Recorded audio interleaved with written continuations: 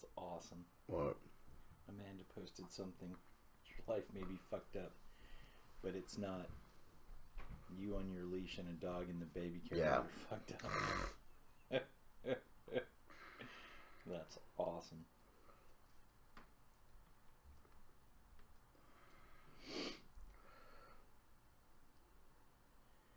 So funny.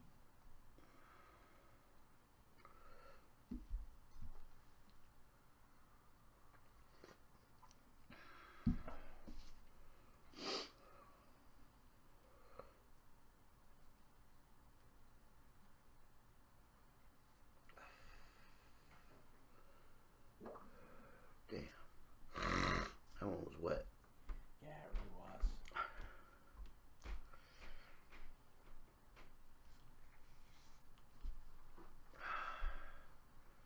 Oh, we're live now. Oh, yeah. We're just kind of hanging out, getting things cranked up, see what we got.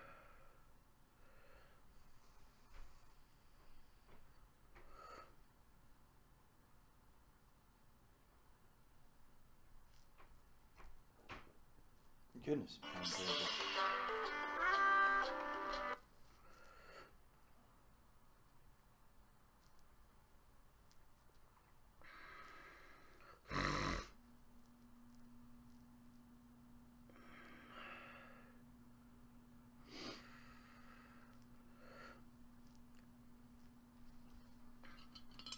There's a hand sanitizer called Maybe You Touched Your Genitals.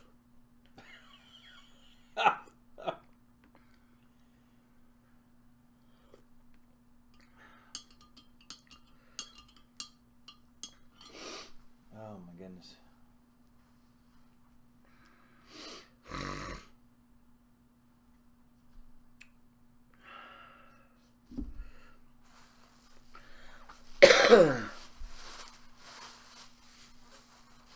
That's what I want.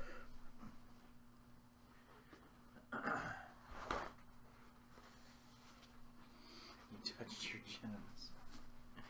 That's awesome.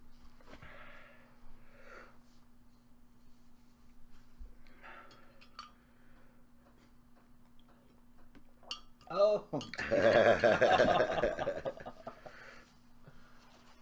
Pretty good. That was pretty good.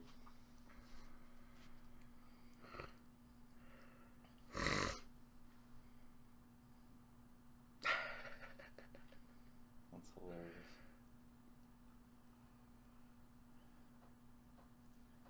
Oh, here you go. This will be you. House Glover will stand behind House Stark as we have for 1,000 years, except for that one episode we should all forget about. That's about how it all is. That's awesome. Oh my goodness.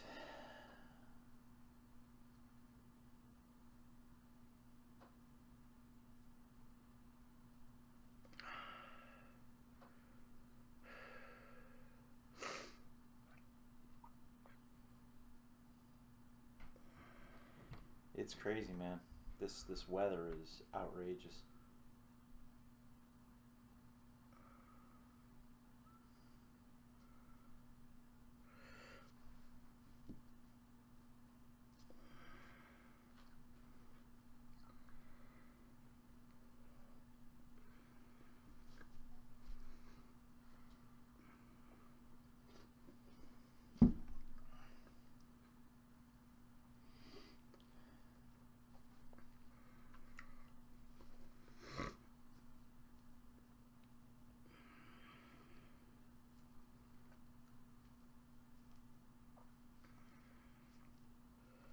Yeah. Has anyone heard of this altcoin called USD? I hear it's has no cap, isn't backed by anything. Is it a scam? So everybody's talking about these Bitcoin things and how they're not backed by anything. They must be a total scam.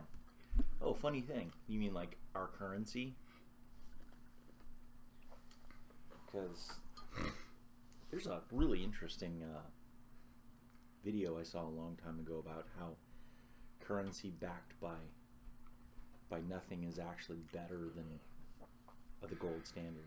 What you got? I just saw a lightsaber, so I got excited.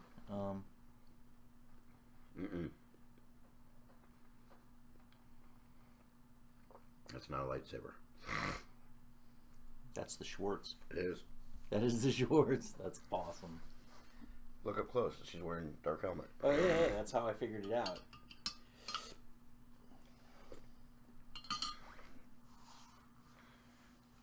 He's a stand-up comedian, the guy on the left. He's the comedian. He's hilarious. Mike Kaplan. Check him out. M-Y-K is how you spell his name. Mike Kaplan. That little girl in the Schwartz thing. Now you're scrolling through my timeline. Damn. Oh no, I just. Well, you know, if you didn't have anything on your timeline you were ashamed of, you wouldn't mind. There are a lot of things on my timeline I'm ashamed of. I keep getting these fucking posts from this doctor guy.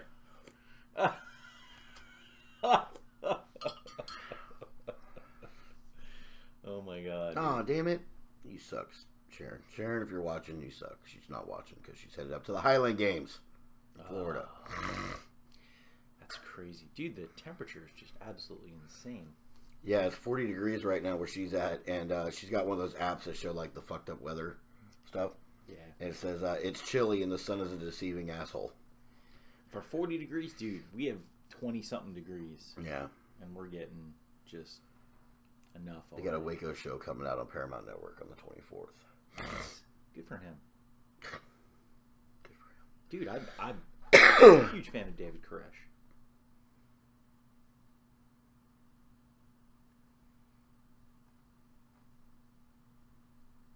Let me see. Let me get this straight. I got a compound full of women. No. And now they're It wasn't just women. Oh, it wasn't? It was little girls and shit too. Oh yeah, I'm not down. Yeah, he was. They were offering them or him their daughters. Oh. Yeah. Yeah, that's not cool. Yeah, when the wives just weren't good enough anymore. Yeah, bring me your daughter. Oh yes, sir. Because it'd be an honor. You're David. You know. That's what his thing was. I'm David and I'm King David, right? Yeah. He thought he was. See, that's the part that confuses me about this whole marriage thing. You know, everybody talks about how, you know, it's one man and one woman as marriage. Didn't it not used to be that way? Aren't there a lot of countries where you can still have lots of wives? Yep. So that's kind of confusing. Now that I don't. Is that an aux? Yeah. Okay. So we're good. Yeah. I don't think I could handle that. Okay, we're gonna watch this, and I don't care. On Boy Meets World, you were the dime of your time. Now you're the girl next door. This is called Drop the Mic. It's rap battles. That's Jonathan Lipnicki, the little kid from Jerry Maguire. That's Danielle Fishel from Boy Meets World. But just like David Lynch, you're best known for Twin Peaks. Seriously, I'm a fan, so no disrespect. But you look like an Olsen twin mixed with Girl Shrek. Damn!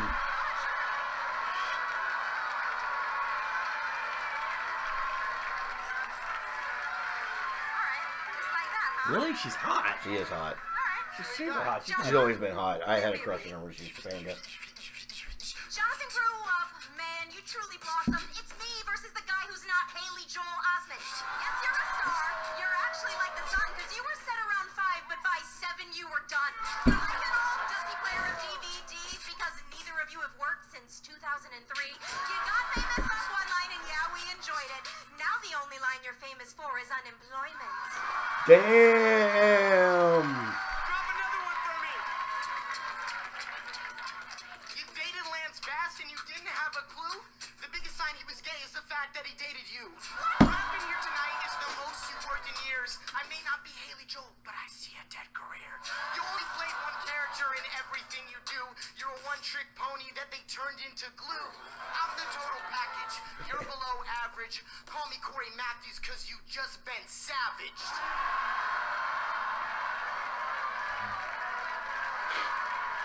Damn!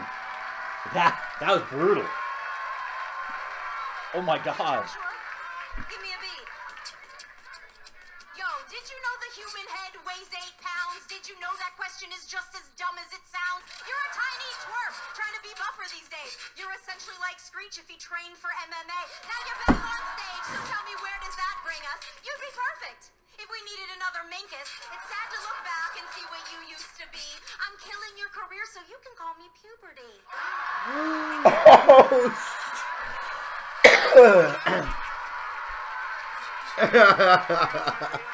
Oh my God. If I'm a has-been, then you're a never-were. Make dinner reservations under I don't remember her. She had to find a job when her career went sideways. She went from TGIF to TGI Fridays. They brought back your show to much fanfare. Then they canceled it again when nobody cared. In a year, Danielle will be driving for Uber. And if I'm being honest, my first crush was Winnie Cooper.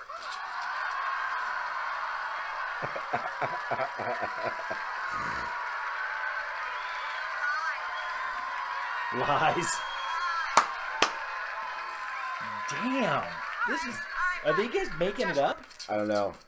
You and Tom Cruise don't talk. That's his decision. You're the only one he didn't ask to join his religion. You can't get close to him. You just watch from afar. To be in a Tom Cruise vehicle now, you probably have to steal his car. Sean's so creepy that I'm really scared of him. Macaulay Culkin works more, and he looks like he's on heroin. What in the world that you lost to me, dummy? It's been 20 years since someone showed you the money. That was freaking good. Holy crap. Okay, I'm gonna have to start watching that. Wow. That was pretty awesome. Oh, Holy wow. shit. Damn. That was. Oh, welcome to Take Offense. Hi, guys. Brutality. Yeah, for those of you who just joined us during that, that was it's called Drop the Mic, and it's rap battles. I guess with used to be's, and Jonathan Lipnicki, who was the little kid on Jerry Maguire, and he was in Be Like Mike and some other little 90s stuff as a little kid. So he just rap battled against Danielle Fishel, who played Topanga on Boy Meets World, and Danielle Fishel actually won that one. But Oh yeah, she did. Oh my God. wow, that was brutal as shit. Yeah. Good Lord. Yeah, that was pretty good. So welcome to Take Offense. Welcome to Take Offense. I'm Nick, I'm Cody. and don't take offense. Take a stand. Yeah. If you take offense, Well, that could be your conscience tapping you on the shoulder. So maybe we better work on that. yep. I'll do our quote of the week because I think a good one now is there is no darkness. There is only or you can't fight darkness with darkness. You can only bring in the light. And after that, ouch. Those folks need some light. Well, she's actually worked recently. She was on Girl Meets World. Yeah, my kids have watched that. He at one point I saw a "Where Are They Now" type of thing. Yeah. And he had taken a selfie on his Facebook wearing his Walmart badge. So yeah, Yeah. yeah. That's wild. Holy crap.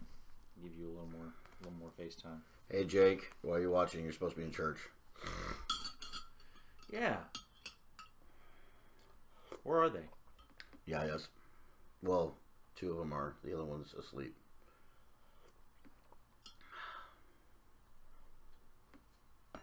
Okay. Yeah. So they're not at church?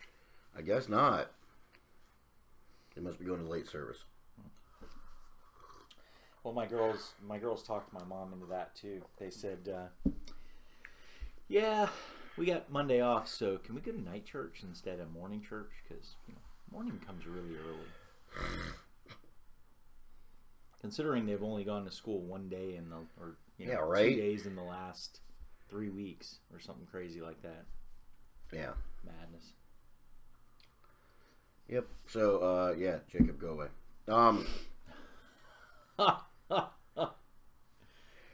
I'll be flipping back and forth and checking the comments because our producer's feeling under the weather. Obviously, I'm not feeling awesome either, but let her sleep.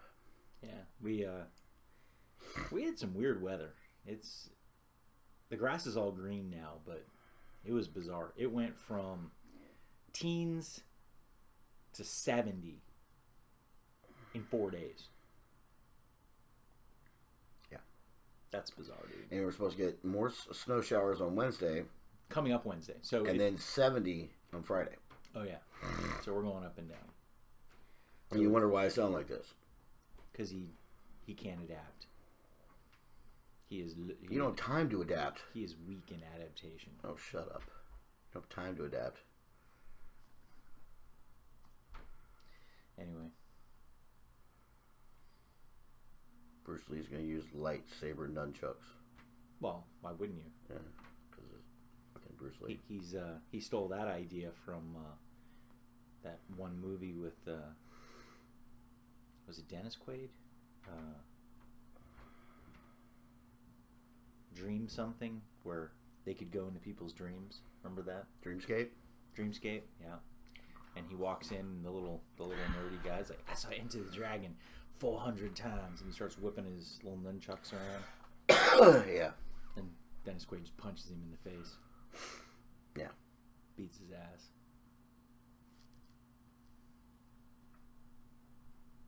Yeah, it's a rough morning, guys. It is. I'm not gonna lie. It is really rough. I walked in and Cody's literally just sitting on the couch with this look on his face, playing PlayStation.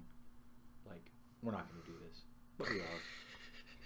I was like, no, I'm setting stuff up. We're going. I didn't say that. He just assumed. That's what I was thinking. Oh, dude, that's what he was thinking. Oh. No, it wasn't. It really wasn't. Last night, my wife and I went to a restaurant, and little Asian girl walks up and she's like, oh, taking our order and all that stuff. And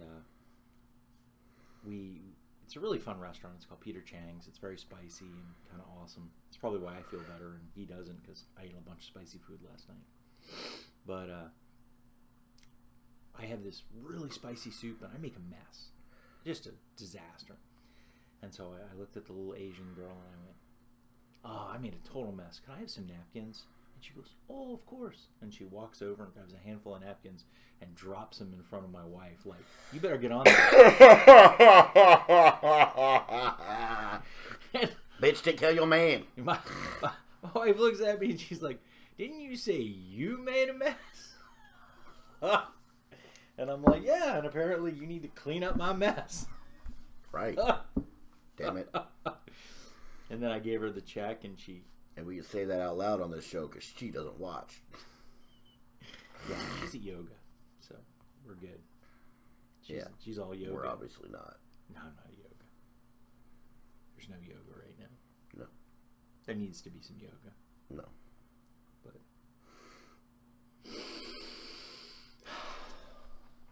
namaste. What the hell are you looking at? Read what it says above the picture.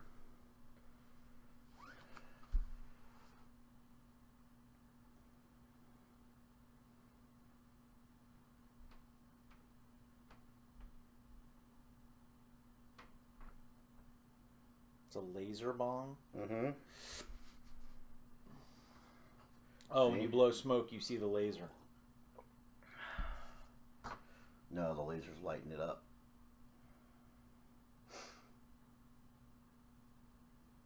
The laser's lighting the bowl.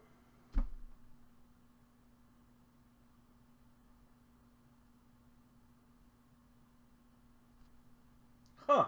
Welcome to the future. See? Lasers. Those MIT frat guys.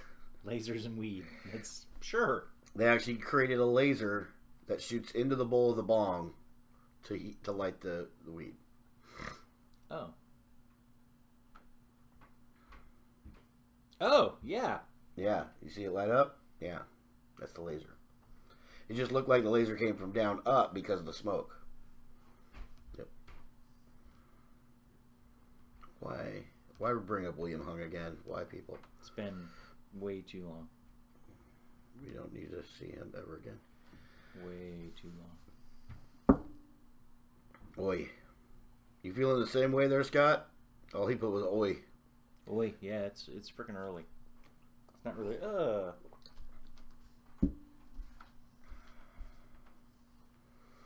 critter. Fucking things. Yeah. Oh, man. So, how are things going with you? Things are good. I actually saw I was talking to the audience. I don't give a shit about you. I was talking to the audience, but yes. You can go ahead. Go ahead. No. Actually, I saw a really fun thing. Mike Rowe is apparently narrating a show called How the Universe Really Works. And he got chewed out by some lady who's like, why do we have a science denier? Ugh! Oh, these are the real life things. Yeah, that's fucking creepy, dude. And but Mike Rowe, oh, if only somebody would break Peter's Griffin. Shut up. What? You're a fucking asshole. I'm a fucking asshole. You're an asshole. All right, buddy. I'm gonna need my $2. But yeah, right. But Mike Rowe, some lady goes, why do we have a science denier? You know, doing all this stuff, and Mike Rowe's like, I'm not a science denier. In fact, the true nature of science is to question everything we know, not just take. Dude, fucking stop watching that. It's all these cartoon characters drawn like they were real people, and they're freaking gross. And every time one pops up, it's just like, no, I don't even want to see him. No. Mike Wazowski. Well, Kermit looks like Kermit. There's no weird. Anyway. But Mike Rowe proceeds to learn her about some science and how science actually changes quite a bit. And, you know, my least favorite comment on any post is blah, blah, blah, because science. No. That's bullshit. The answer to everything. Well, science seeks the answer to everything, but science in and of itself is not an answer to anything. We were playing Cards Against Humanity last night, and I got one. I had to read the card, and it was blank was. It was basically blank was destroyed because of blank, and my awesome wife was destroyed because of marriage. My awesome wife had the two cards that were perfect for me, and she knew I'd pick them to win, and she picked the Holy Bible was destroyed by science. I thought that was fucking hilarious. Well, that's what you would pick. Have you watched Star Talk? No. Okay. It's Neil deGrasse Tyson, one of Neil deGrasse Tyson's 14 shows. You don't like Neil deGrasse Tyson? You're a hater. This show's actually pretty cool. I hate on posers. He usually brings in a comedian and a like scientist, and then he does an interview outside of the studio with like Robert Kirkman and stuff like that, and they're talking about like Walking Dead and other things, and like the one with Robert Kirkman, they went into the science of zombies and everything like that, and which one? What do you mean? There's many sciences of zombies. Well, yeah, I mean, kind of more the Walking Dead style of zombies. So a viral zombie. Yeah, viral zombie. It's not a virus. Well, it's a virus, but we all have it.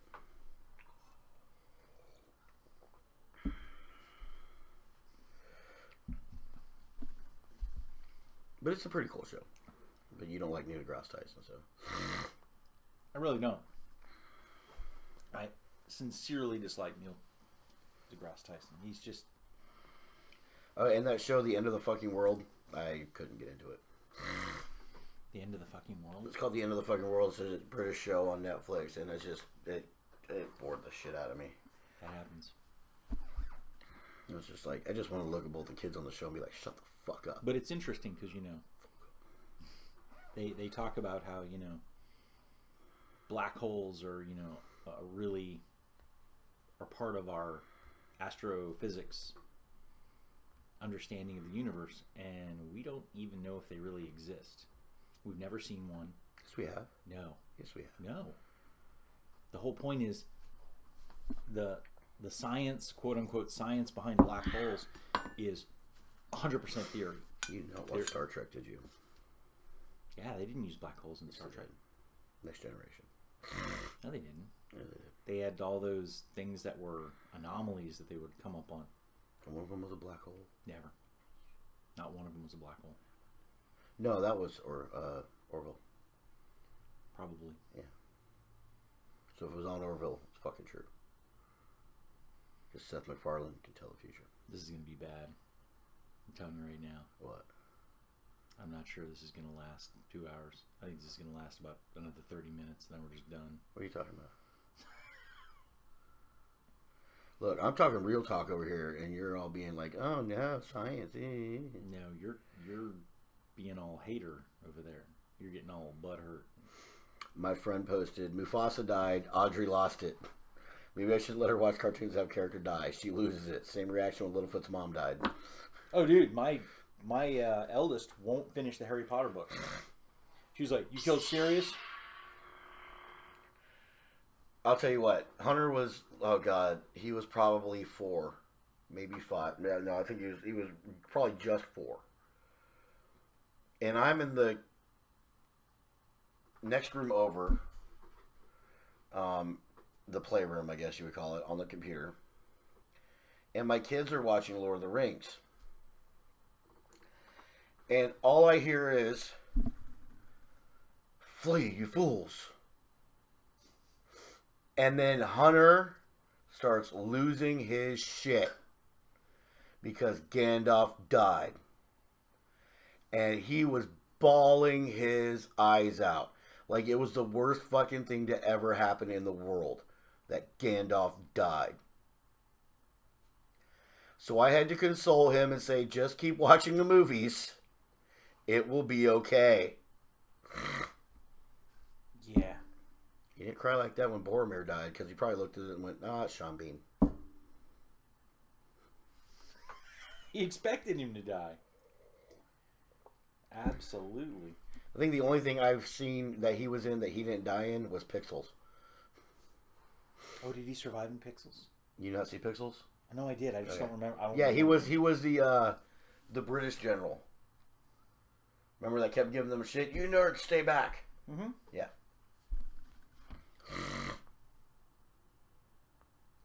Here we go. Mike Rowe. The existence of black holes has never been proven. Some cosmetologists are now convinced they don't exist at all. What do cosmetologists know? They do makeup. Exactly. And the race to prove their actuality has become pretty intense. Why? Because so much of what we think we know about the cosmos depends upon them. In other words, the most popular explanation to how the universe actually works are based upon the existence of a thing no one has ever been able to prove. So he's talking about theories, because he's got the new show, How the Universe Works, and You see, he was that was scripted. He read that off a script. I read that off of Mike Rowe's page, actually. Yeah, he copied and printed a script. A script that was written by the government. And you get, well, his whole point is good science changes rapidly. And he goes, in fact, what he said was from 1 week to the next, things can change. He said in one of his shows, there are 400 billion stars. And the Milky Way has 400 billion stars. Andromeda has 1 trillion. Somebody claimed there's 100 billion galaxies in the known universe. 100 billion galaxies, not stars, galaxies, full of stars. And then a few weeks later, the best minds in physics came together, and they came up with, they were off by about 2 trillion, because they said there's about 1.9 trillion galaxies that they've been able to calculate. So, that's good. It's good to have some skepticism and move stuff around. Mike Rowe doesn't try to, can you imagine if we moved through the universe, blah, blah, blah, and, say a whole bunch of shit and say nothing at all like, oh, I don't know, Neil deGrasse Tyson. Tyson. Fucking Neil. Mike Rowe's awesome. Mike Rowe keeps it real. You don't get it. Mike Rowe keeps it dirty. Keeping it dirty. That's bullshit. That's bullshit. He's never worked a day in his life. Ha! On those shows, okay, maybe. It wasn't even a full day. I'm sure he got like an hour and a half, 2 hour lunch in that. Mm-hmm. Yeah. And it was catered. Of course it was catered. The guys out there don't get catered. The guys who actually do the jobs don't fucking get catered food. Why would you complain? Because the guys who are hanging out doing the jobs with him get catered too. How awesome is that? Here's a guy elbow deep in shit. No, they don't. Who fucking gets the food? Oh yeah, that's what you don't know. It's Mike Rowe's table. It's Mike Rowe's table. It's Mike Rowe's table. You stay the fuck away from Mike Rowe's shit. That's his fucking food. God damn it. That's awesome. Choose your rate. You choose your fate. You picked your job. He picked his to have catered fucking food. You picked yours to bring your shit in a metal fucking box. And all those people chose to be born in shithole countries. You chose to drink, you have a job where you gotta drink fucking Folgers. At Starbucks is Mike Rowe's, goddammit. Mike Rowe would not drink Starbucks. That stuff's disgusting. Mike Rowe's drinks Starbucks. You know, he's all about some Starbucks. Starbucks. He owns stock in Starbucks. Oh, bullshit. Nobody with a heart owns stock in Starbucks. Exactly. You made my point for me, motherfucker. Mike Rowe's shit. Neil deGrasse Tyson is the man. Take offense. We'll pause briefly for we're just fucking pissed today. No, we're not. I'm just fucking around. I'm just fucking around. I'm just trolling. And you can see how serious I am about it. Yeah. Except for the Neil deGrasse Tyson thing, you're completely wrong. No, I really don't like Neil deGrasse Tyson. Okay, it's okay that you're wrong. That's okay. It's opinions, dude. Here's a dude who half-assed his way through everything in life just to be a glorified actor. He's like Bill Nye. Or Mike Rowe. Or Mike Rowe. But the difference is Mike Rowe goes, I'm an actor. So's Neil deGrasse Tyson. He is, totally. But he's just a bad I'm an actor. You should listen to me. That's what he says. I'm an actor. Wait a minute. If we're actors, why aren't we getting young girls throwing themselves at us? My church is helping a church in Pakistan that has no roof. If you'd like one of these, they are $15. Okay. Quit fucking with other people's religions. I don't know. Maybe there's a religious church in Pakistan. Quit putting churches in Pakistan. Fucking white people. Oh, dude. That's the one thing. Somebody posted something about this giant gold...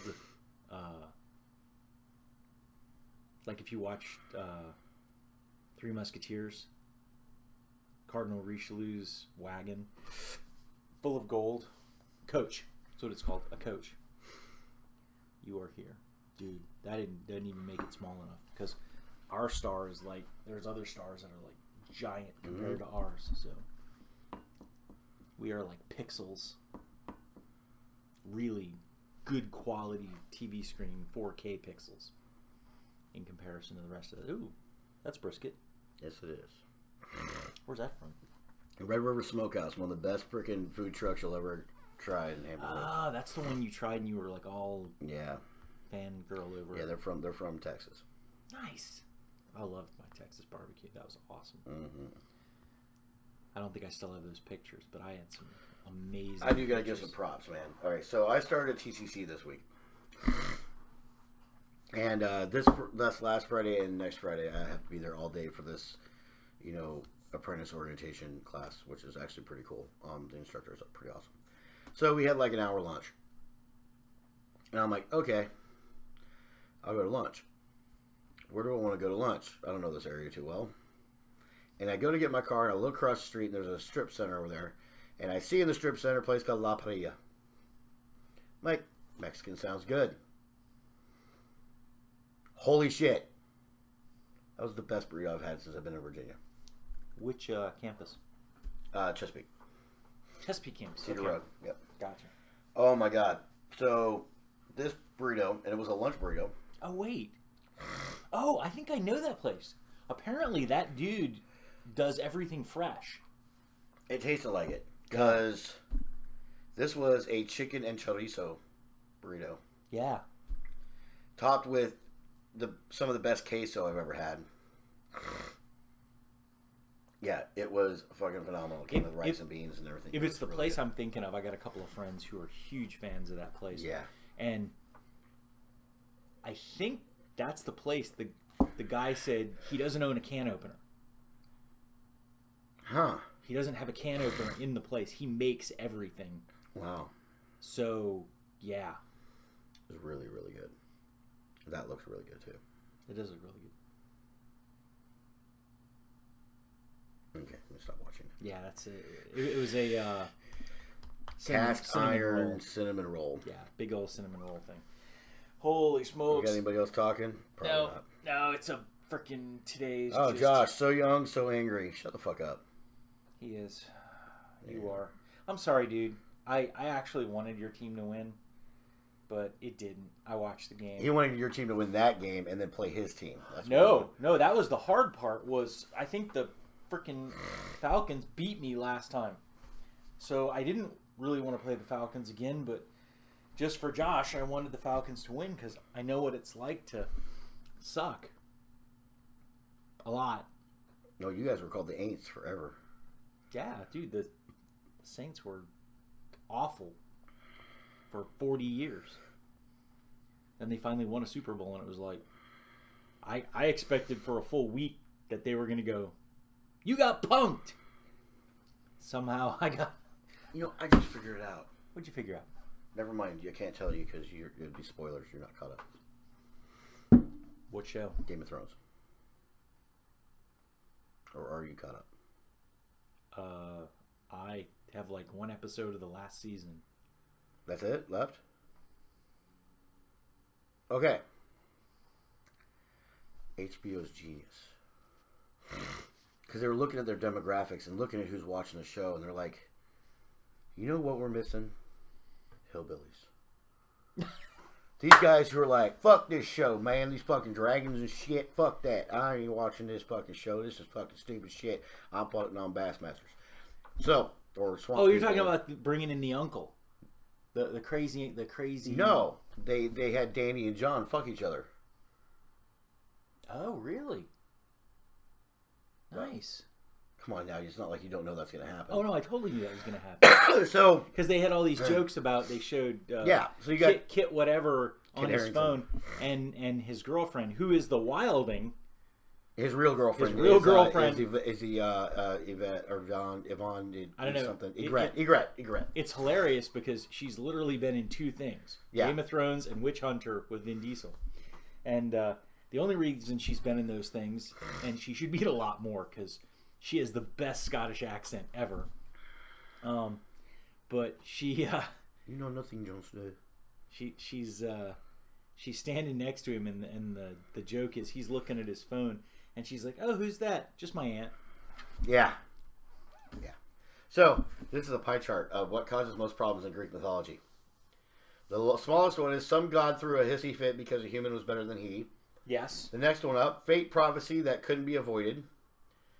The next one up is hubris. And the one that pretty much covers the entire thing, which is probably about 80%, is Zeus couldn't keep it in his pants. Or some god couldn't keep it in their pants. No, it's Zeus. Zeus He's the did one it Zeus. a lot. Zeus threw it around. Zeus was slinging dick. He was. But isn't that the nature of being a god? If you're a god, you're slinging dick. Period. Where do you get the Legends of Tomorrow glasses?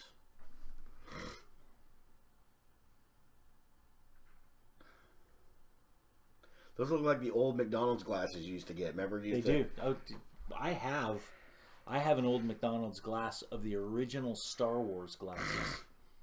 You know, when the Star Wars first came out? Yeah. Well, they came out with McDonald's glasses, and I have one. Yeah, oh yeah. It's Darth Vader. They used to do a thing at McDonald's where, like, if you bought the extra value meal and you paid an extra $1, you get a glass. And they had 4 glasses, and you Yeah, you had to collect them all. had to collect them all. You had to hope that your McDonald's would get the next one. Yeah. Otherwise, you'd have to call somebody on the West Coast or somewhere else to try to trade. That's how shit happened. Trust me. We used to trade playing cards. We used to trade glasses. Playing cards? Dude, oh yeah, back in the old days, you'd get your packs of sports cards, Oh, like you said baseball playing cards. like baseball cards. Okay, no, playing cards are like poker cards. Oh yeah, no, those you just gamble with. Baseball cards or football cards or whatever. Well, hello there. That's an ad for something they're selling. Yeah, it is, and they're selling it well. Holy crap! Good lord. Anyway, who's got some black candles? It's way funnier if you knew what the picture actually was, but yeah, that's sad. I actually worked for Hardee's. You know what we got to collect? Fucking pound puppies, dude. I mean, really? That's all they had when I was there was pound puppies. It's like now, granted, when my daughters were young, they found this box full of pound puppies, and they were like, "What's this?" I was like, "Oh, it's just some stuff I got when I worked for Hardee's," and they were like, "These are great," and I was like, "Oh my god, yeah!" I played the long game on pound puppies. Oh yeah, it was ridiculous, dude. Wow. You're like, should I get rid of these pound puppies or should I have a couple kids? How they still existed in my environment, I'll never know. I don't know how they survived, but I think they were at my mom's house for. See, I don't have any of that 40 like years. kind of collection stuff like from the fast food places. I don't have any of that stuff left. I might even have Gremlins records. They were records of the Gremlins movie. So you put them on and they tell the whole story. I used to have, I don't know if I still have them, but I used to have Star Wars records where you'd put it on there and it was Star Wars with a narrator explaining the whole thing. So it would play Star Wars and talk about the whole thing. It was a record, and it was just like an audiobook, but whenever you had something like the Millennium Falcon was getting pulled into the Death Star, it was like Han battled, desperately, but then, you'd hear Obi-Wan's voice go, "We can't win this." Or they're not going to get me without a fight. We can't win this, but there are alternatives to fighting. And it was a record, and it would just, it was all of Star Wars. And I think I might have even had Empire Strikes Back. Because there were no real quick. VHS came around when I was young. Real quick, Scott, shut up. Nick Saban sold a soul to Satan. Oh. He said Roll Tide. What's Roll Tide? Isn't that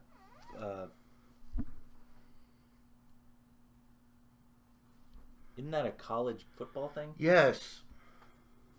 Is that his team? Alabama won the national championship. Oh, very cool. No. Nick Saban sold a soul to Satan. That's why he's won so many. Now, Roll Tide is... I'm not angry. My team wasn't in it, but Alabama's I'm not... just fucking sick of Nick Saban. He needs to fucking just die. Alabama's not Auburn, though. That's totally different. That's the other one, It's right? Alabama. Auburn's in Alabama. Auburn is in Alabama, but Alabama's not Auburn. No. Right. Auburn's the Tigers. Alabama's an elephant. Sure. Crimson Tide is what they call themselves, but it's a fucking elephant. I can get behind that. Dude, fucking the Auburn Tigers... It just means they're on their periods all the fucking time. They're just constantly fucking on their periods. Dude.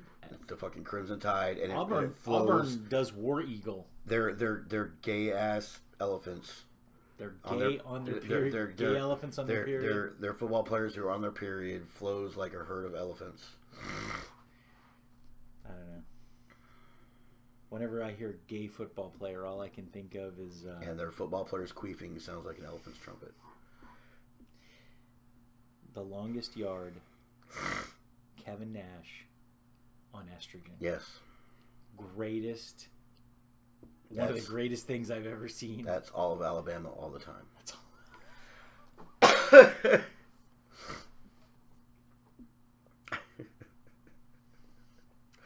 Good Lord. Good thing nobody's watching in Alabama. Be like, we're gonna go kick that boy's ass. Mm-hmm. Somebody, all right, here's how bad it is. Somebody Take a road got. trip. I'll give you his address. Here's how bad these rivalries are, though. Somebody, I think he was an Auburn fan or something. Some rivalry of Alabama. Basically, everyone's a rival of Alabama because they're like the fucking Patriots right now. But somebody got arrested for poisoning the trees that line the main drive to the Cotton University. And these trees were like fucking iconic. Like they'd been there for like 150 years, ever since like Nick Saban started coaching there. No, he didn't start coaching there. When he started coaching, though, because I remember he went to the Dolphins, and then it was big to do because Nick Saban's an asshole. But he is. He's a piece of shit. Dude, when you coach a college team, shouldn't you let your team know before you make the announcement that you're leaving? You went and recruited these kids. You went and sat in these kids' homes, talked to their parents. Yeah, I'm going to be there for your kid. And then you don't even tell them you're fucking leaving. You just fucking leave. That's what Nick Saban did. A piece Brutal. of shit. Motherfucker.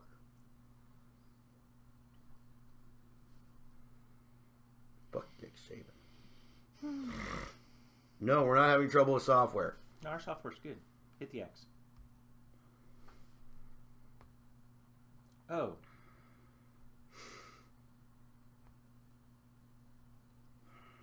This Swiss lady raises 2 lions, and when they get too big, they were put in a zoo. 7 years later, she goes and visits, and they eat her ass. No, they don't. Eat her. See, you have no Eat respect her ass. for nature. Yeah, I do. No, you Because don't. I'm the one who No, you posted the don't. thing about the bulldog who bit the penis off the pedophile. No, see, that's not nature. That's a good doggy right That's there. just training. Good dog. No. Good See, you dog. have any respect for nature. That's why you don't like Neil deGrasse Tyson. Who is the big old nature denier. He's not a nature denier. Oh yeah, that's right. It's going to snow in Virginia Beach. We need to buy all the bread and milk again. I sometimes, BJ's. dude, I think the bread and milk industry has a weather machine, and they make the shit snow just so they can sell out all their bread and milk. Damn. Nasty fucker. Take that. What's the Butcher's Son? Is that a restaurant? I would assume so. Never heard of it. Is that dude even in this area? Yeah, that's Steve. Steve's a cosplayer. Steve Edmondson. Good guy. Really good guy. He lost one of his fur babies recently. That's a bummer. Yeah. Bummer. Real good guy. He's in the Navy. Or was in the Navy.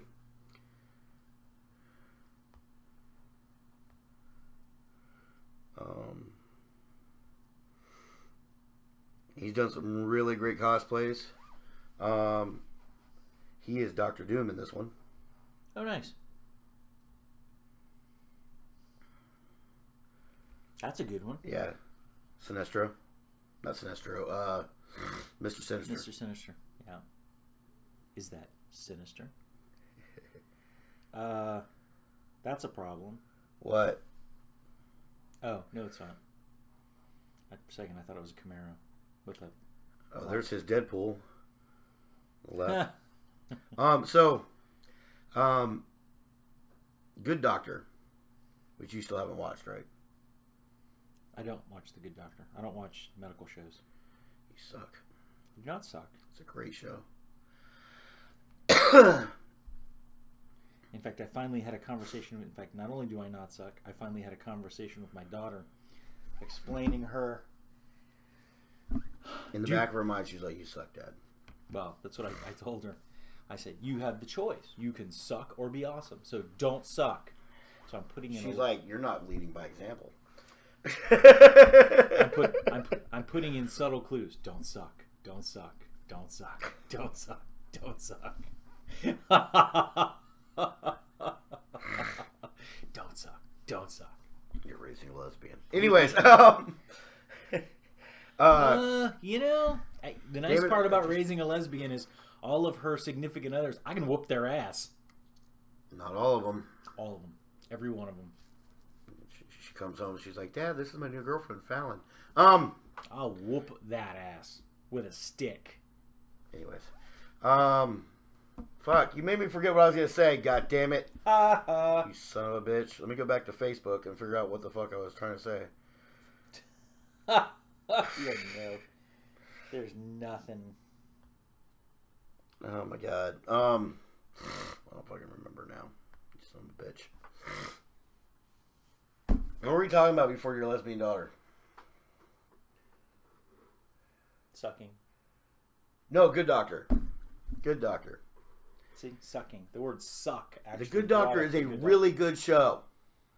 It's about a surgeon, a resident surgeon, who has autism and savant syndrome. So he remembers fucking everything from medical school.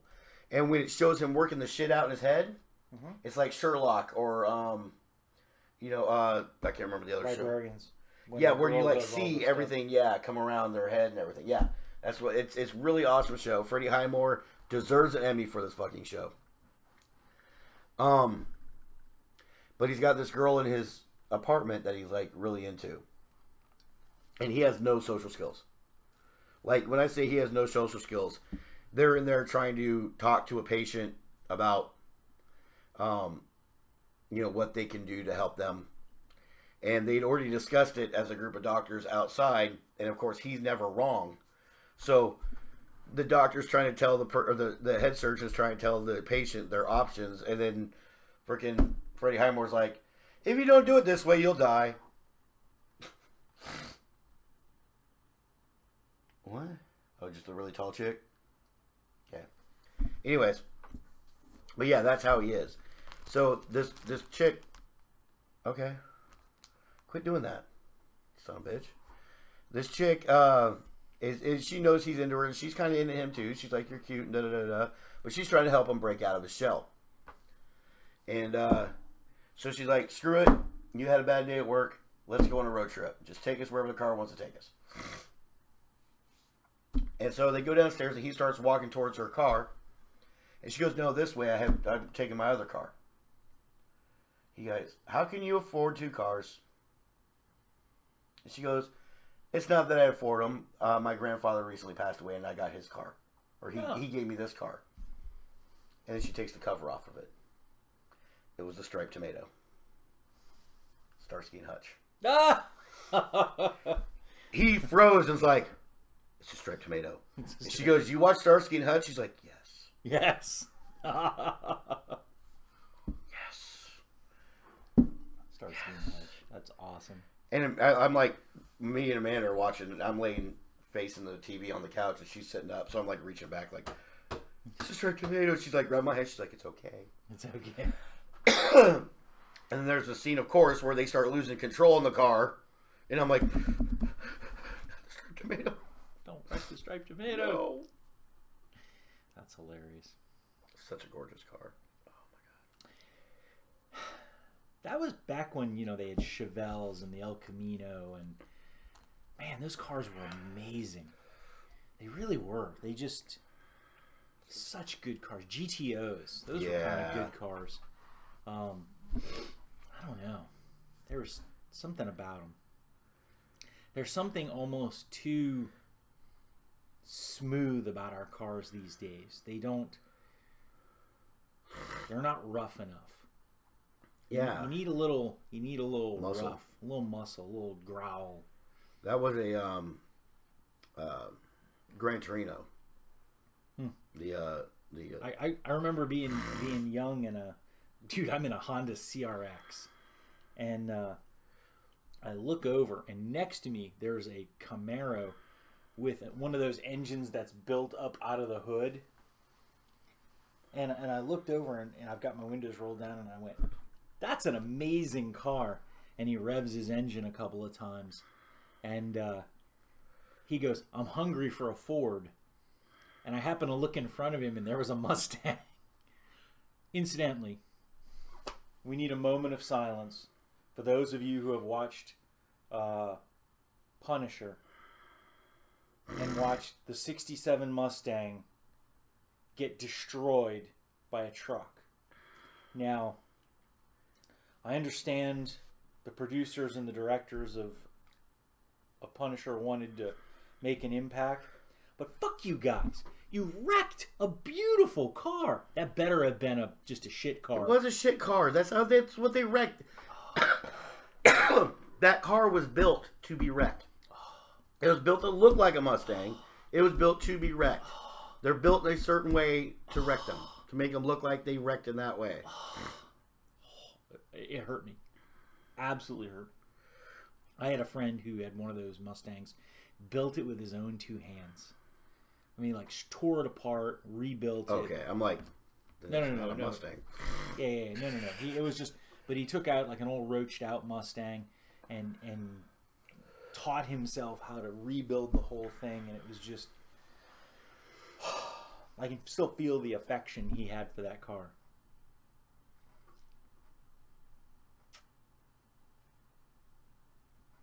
Anyways, He's not a car guy. He's just not. I enjoy nice cars and iconic cars and things like that, but Yeah. I had a friend of mine who was talking about a car that... nobody talks about how shitty DeLoreans actually were. Oh my god, DeLoreans were dog shit. That's why there's none of them around anymore. They all fell apart. No, they didn't. No, they did. No, they didn't. Oh, absolutely. They're still out there. The only ones that are still out there are the ones that came from the past into the future. There are people that actually got them up to 80. See, that's the funny part, getting them up to 88 miles an hour, because they're made of stainless steel. You need some massive engine in that thing just to get to 100 miles an hour. I think that was the last American car. Not American. It wasn't American, was it? Yeah. It was the last car, I think, that was not mass produced. That was not on a production line. That was were handmade. American car. Okay, it's the last American car. Yeah, because they still have like certain Lamborghinis are handmade. Those don't count. Yeah, they don't, because I don't fit in them. Fuck you. We've talked about this. Fuck you, Lamborghini. Scott said his brother won a DeLorean from a Ready Player One contest a few years ago. A little one? No, a DeLorean. A model of a DeLorean? A whole DeLorean? Like a running DeLorean? Wow. How long did it last, Scott? That's just crazy. He's still driving it. I love the old lines, because the guy who did DeLorean was really big into coke, and the joke was DeLoreans, have problems because they start wanting to follow. He said you can fit, Nick, just very uncomfortable. I'll bet. Is your brother your size? Scott's the run of the litter. Scott's the run. No, I'm kidding. We actually had a friend of ours. Who was Necessary Roughness? Yes. Manu Manalena. I'm the run. It means run to the litter. The other men in my family are very large. Yeah. Peter Navy Tuasasopo. He had a great line, and at the very end he goes, "Sir, they will never touch you." Follow me. Yeah, follow me. They will never touch you. He's one of the family, the Fatu family. I don't know what a Fatu family is. The Maivia family. Don't know what a Maivia. High Chief Peter Maivia. Oh, I don't know. Rocky Maivia. Rikishi, The Rock. The Rock. Okay, those I know. Rikishi That whole family. So Rikishi and The Rock are related. They're cousins. Oh, that's fun. Yeah. Okay. The High Chief Peter Maivia was a wrestler, and he was from Hawaii. Uh-huh. Okay. And the family kind of came from there. Alpha and Sika were his brothers. Okay. The Wild Samoans. So were his sons. I'm sorry. Alpha and Sika. One of them is Rikishi's dad. okay. And The Rock, his mom is High Chief Peter Maivia's mom. That's why when he was early on in wrestling, his dad was Rocky Johnson. Mm-hmm. His grandfather was High Chief Peter Maivia, so he was Rocky Maivia. Oh. Yeah. And so the Wild Samoans, all the basically. Yeah, the Wild Samoans. Remember the Wild Samoans? Yeah, Roman Reigns is part of their family. Who's in? No yeah, kidding. Yeah, he's one of them. Who were the two other brothers? Umaga. Umaga is one of the cousins. You know what my wife's statement every time she sees Roman Reigns is? What? Son, get a blow dryer. You don't have to be wet every time He you just walk. looks better. He just Kane does it too. Kane, well, when he had long hair, Kane would do that too. He'd come out with his hair looking all wet. But yeah, their line is like huge when it comes to the family, the Samoan family. There's a ton of them in it. The Wild Samoans. That's racist. Well, they accepted it, got paid for it. Well, they did it. His brother's 6'1", 250. Scott says. Oh, okay. Yeah. So your brother's a little smaller than me. Weird. He's got that right. That he's in that sweet spot where he can fit in cars. It's very sad. Okay, I was trying to find the myopia. Oh, Family tree. all the Myovias. Yes. Peter Maivia family tree. That was High Chief Peter Maivia, yeah. Anoi family. So let's just look down the list. You had Alpha. Damn, just you take my fucking phone from me, man. Stop.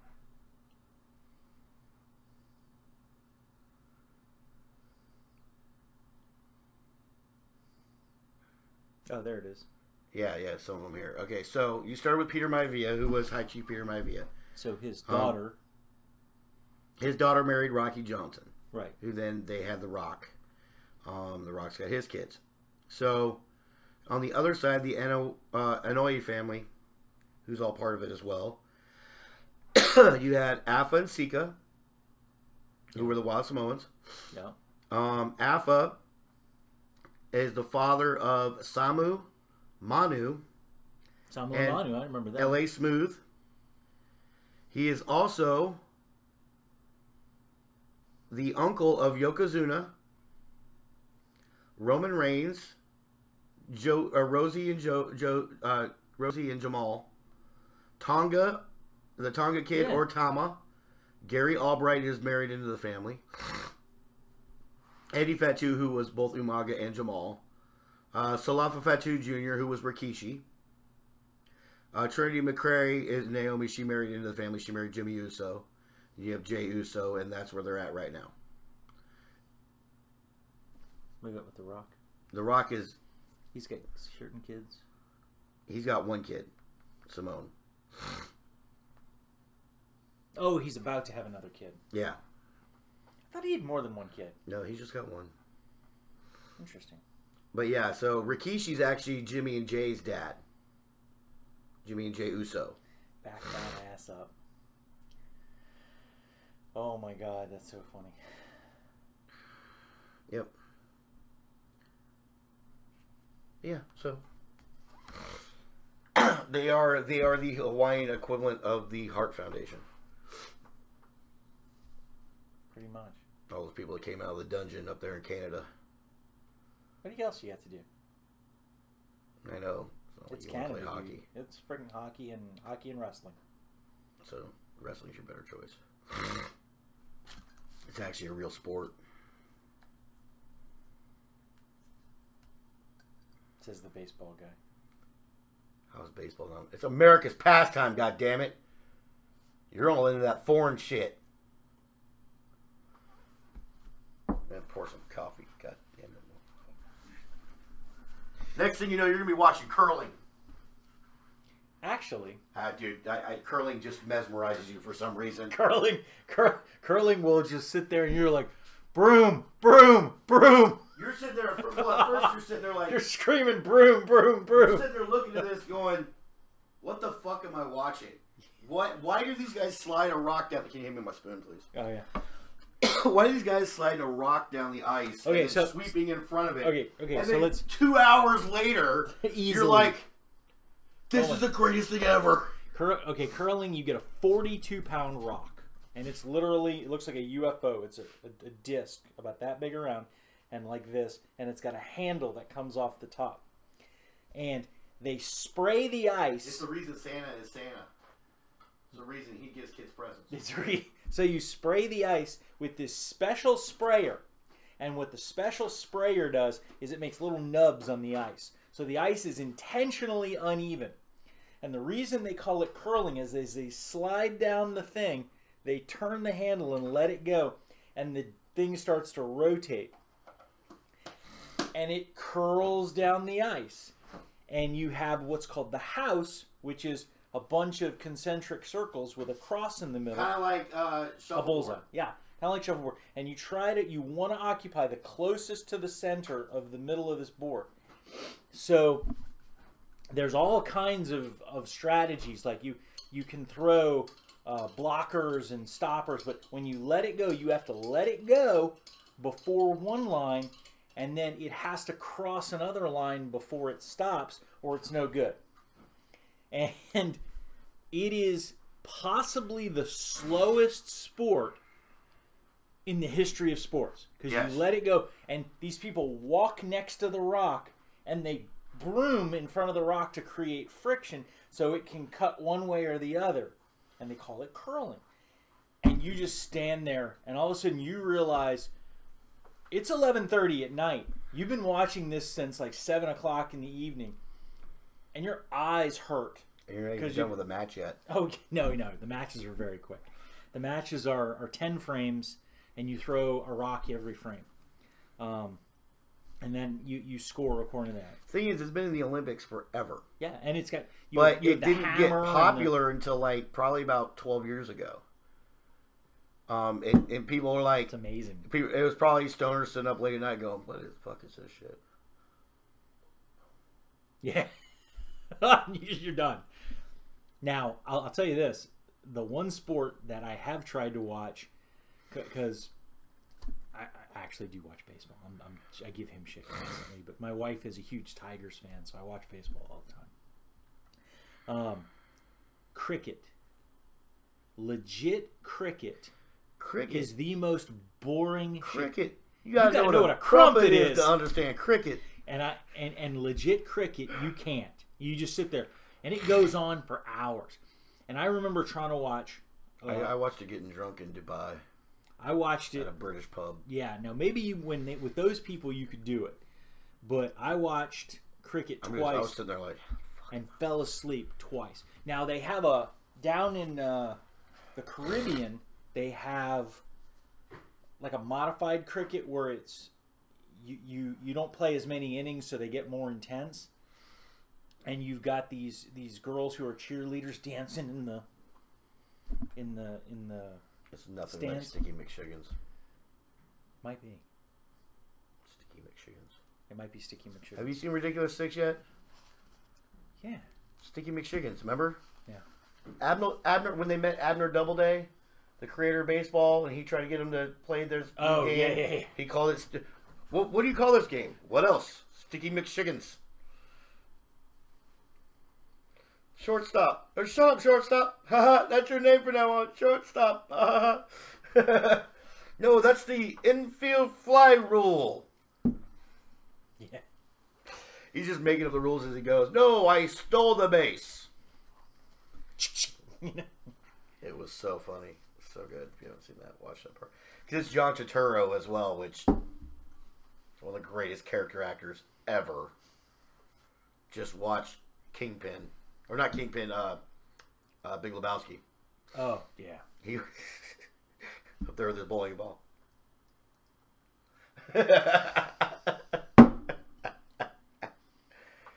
Yeah. Crazy. All right. We are going to do a break. Okay.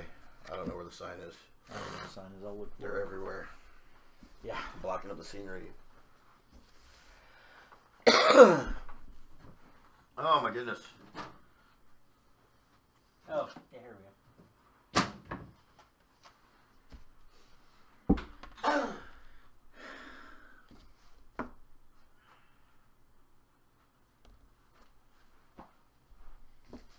This isn't gonna fit me.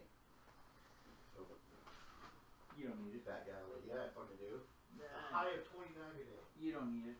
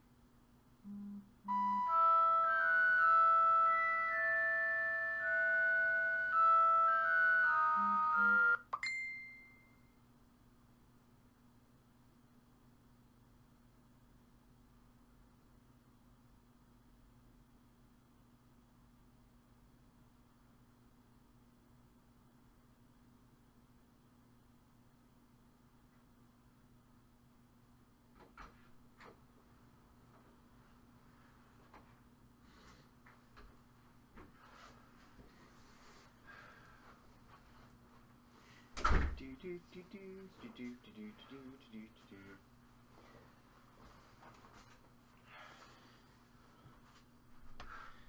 little coffee. Things up and running. Whoop. You can get that All right. settled down. Current temperature in Virginia Beach. Fuck! Cold.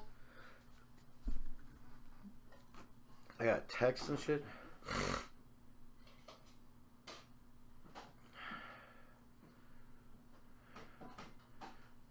Okay, Scott sent me a link.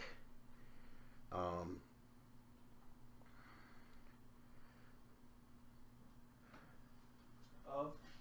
His brother's DeLorean. Oh, no kidding. Nice.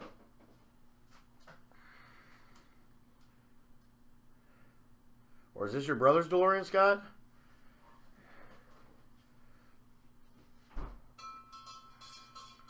Oh, this is a time machine DeLorean. This is somebody who like put stuff in it to make it look like, or it's got. Oh, he's got a flux capacitor in it. He doesn't have any of the other stuff, but. Yep, because Amy's in it. Amy's in it. Yeah, got the flux capacitor in there. That's pretty cool. That's kind of cool. That'd be distracting as shit when you're driving. Fucking thing flashing behind you like that. Fuck that. Yeah, it'll blow your mind. Oh. All right. What are we gonna do for a top 5? Oh shit, we didn't do top 5. We didn't. Totally forgot top 5. Yeah, today was not blur. Yeah. Today's a blood day. All right. Fuck it. Because I was with some friends last night. It was a friend of mine's birthday party. Or a friend of ours. Amanda's known her for fucking ever. And so we went over to their house and played some Cards Against Humanity and had some adult beverages. I didn't drink as much as I usually do when I go to their parties. Because their parties are like, all right, shots. And like 10 minutes later, they're like, shots. Yeah, it's like constant shots. I started with whiskey because I was like, that'll help me clear me up. Oh yeah, absolutely. That's what my grandmother used to do. So let's do top 5 shot drinks. Our top 5 shots. How about that? Top 5 shots. Yeah. Dr. Pepper. Oh, Flaming Dr. Pepper?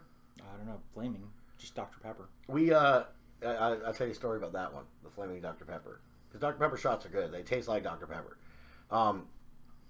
But in St. Martin they have the Flaming Dr. Pepper. And we had drank so much that night in this bar, this little open air bar in St. Martin, right on the beach, that at one point we were ordering our drinks by pointing at the Dr. Pepper sign and flicking our lighter.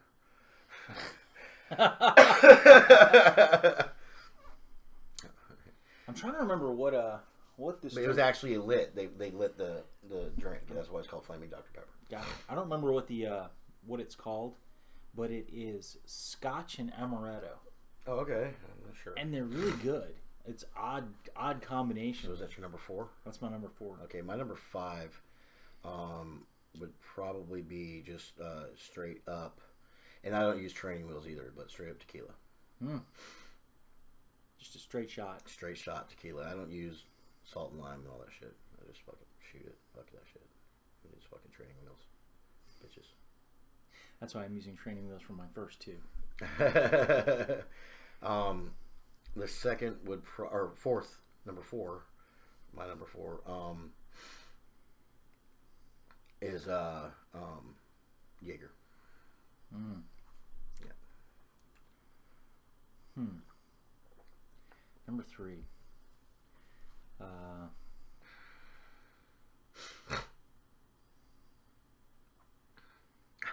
Probably a hot toddy. Those are good. Yeah, that's Those are good. a little bit of I think it's lemon juice, honey, and whiskey is how my grandmother used to make them.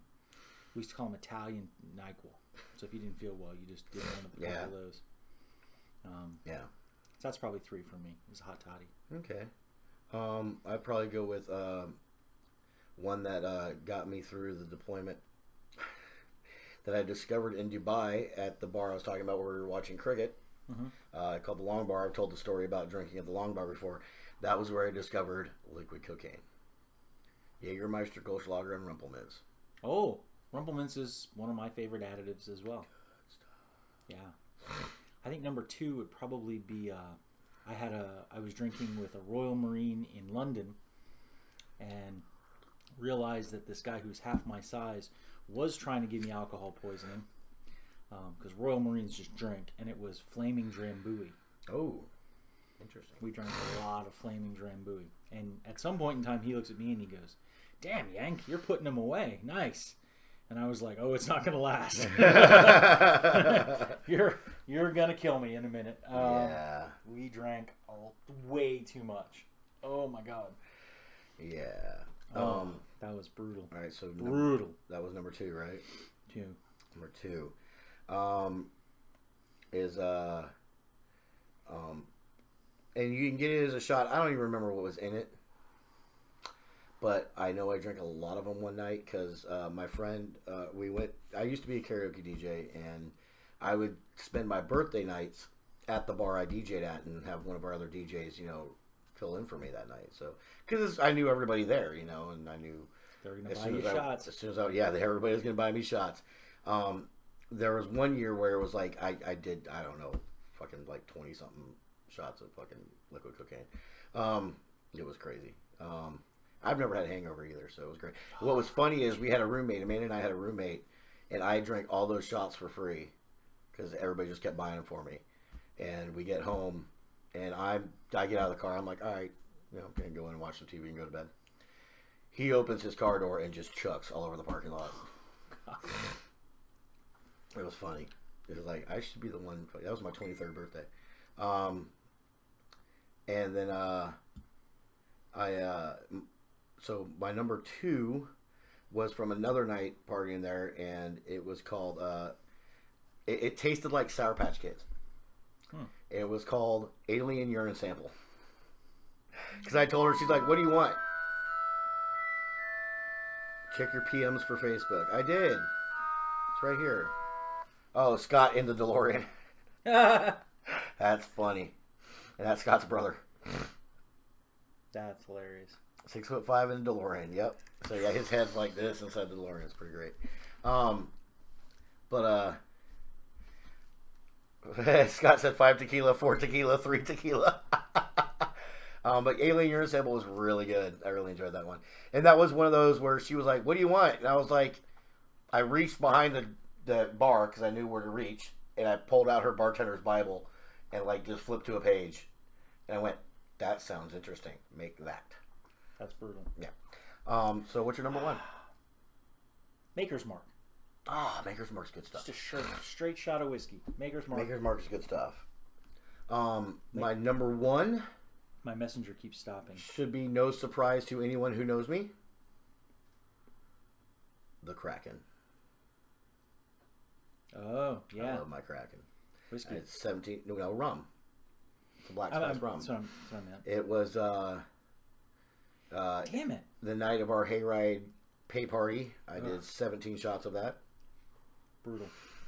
before the wife took the bottle away from me. Because I had set it down because I've been carrying it around all night. So, and it was the big fucking giant fucking bottle. And what I love about the Kraken too, it's got the finger loops on it. I set it down over by her, and I'm like, I'm going to set this down right here. I've had 17 shots of it, so I'm going to go dance. And she's like, "Yeah, I think you're done." I am going to. All right. So Scott's top 5 are tequila. All 5.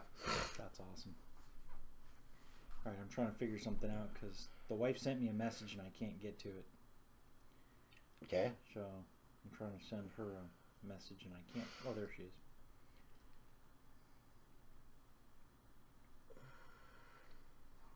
She was like, "Are you done playing with your friend yet?" Yeah, right. Oh, fuck. It's fucking cold out. Fucking ridiculous. So yeah, there's our top 5. I'm down with that. When it comes to sipping a drink, Sipping drinks are good. My favorite, and it's one I have only had a few times because it's fucking expensive, is Glenmorangie. Oh, yeah, I like Basil Love me Hayden. some good Glenmorangie, and the cheapest Glenmorangie you're going to find is about $99 a bottle. Sip it. Sipping whiskey. Sipping. It is Scotch. It is damn good Scotch. I don't know. Frozen margarita. They did a few years ago, or a couple years ago, for the Food and Wine Festival at Busch Gardens. For Media Day, you know, they give us a bunch of food and stuff like that. And this Media Day was the first year they did a Scotch tasting. So they had all the meat. They had a bunch of tables set up there because usually when you do a Scotch tasting, it's you and somebody else. You come up to this little table. So hold on. Scotch is whiskey from Scotchland. Scotchland, and then whiskey is just any That's time from a Ridiculous Six. Scotchland. You got any of that good Scotch from Scotchland? But like European, it's something. It's Scotch, and then whiskey is from something. Yeah, but And whiskey is the generic term for it. yeah, but I so don't remember. they did a Scotch tasting, and like I said, usually it's like you and somebody else or three people that walk up to this little table, and the guy tells you about each one of the Scotches that you're going to be tasting, and you do a little Scotch tasting there. So this was a media day thing, so you had like 30 people from the media. So they set out a bunch of long tables, and they set out like it was like a placemat that had the four little things of whiskey on it, and you told you what each one was. And so at the time, a guy named Kevin was the public relations guy for Busch Gardens. And Kevin and I, you know, we got along. We would laugh and joke and mess around with each other. The guys at Busch are really cool guys, you know, behind the scenes. So we were talking, and you know, we were talking about me being Scottish and stuff like that. So he makes the announcement before we start the tasting. Hey, everybody, pay attention to Cody. If he winces a little bit, let me know because he's Scottish and he's talking crap. So what begins to happen here is we try the first one, and there's a few people that just take a little sip of it and go, "Oh, I don't like that," and set it in front of me. Now, mind you, it's me and Matt and my oldest son, Talon, who's there taking pictures because obviously he can't do the Scotch tasting. Right. So they all put their freaking Scotch in front of me for that one. And then the ones who didn't like the next one, all put them in front of me. I'm sitting there with like 20 shot glasses full of Scotch. And of course, none of them set any of the Glenmorangie in front of me. They all drank that. It was so good. Highland Park, I can understand. It's kind of briny. But I don't care. It's freaking Scotch. Scotch. And you know what the best part How about much is my Scotch belly? is? When it's free. Oh, yeah. Free Scotch. Free Scotch is good. So, that was the first thing we did in the Food and Wine Festival that year. And it started at like 1 for the media day. So we got there and rode a bunch of rides and then started doing the media day at 1. And we started with the Scotch tasting. And it was after that I decided I'm not riding any more rides today. God, the rides are really fast. Because I didn't want, I mean, you know, you can't let Scotch go to waste. No chucking Scotch. That's unacceptable. But they had like Highland Park and Macallan's and one other one, and then the Glenmorangie. And of course, Glenmorangie is so smooth and so good. Oh my God. But yeah, so Kevin looks at me afterwards and he's like, "Did you just really drink all of those?" And I'm like, "Can't let it go to waste." Is this the guy with the big red beard? No. He just became management like Oh, okay. this last year. You're talking about Matthew, who I got to interview. Really cool guy. He was an actor at the park, and then suddenly he's now like he is basically the go-between between the actors and entertainment management. Oh, okay. Which is great. I mean, because you need somebody like that. You know, somebody who's done the job, but is now management as well. That's always a great thing. It always sucks when you have management who never did the job of the people that they're managing. And very rare do you have a manager who's really good at their job. Yes. And he was really good. A lot of times you have people who are not good at their job, so they make the management. So they don't let him go. They give him another job.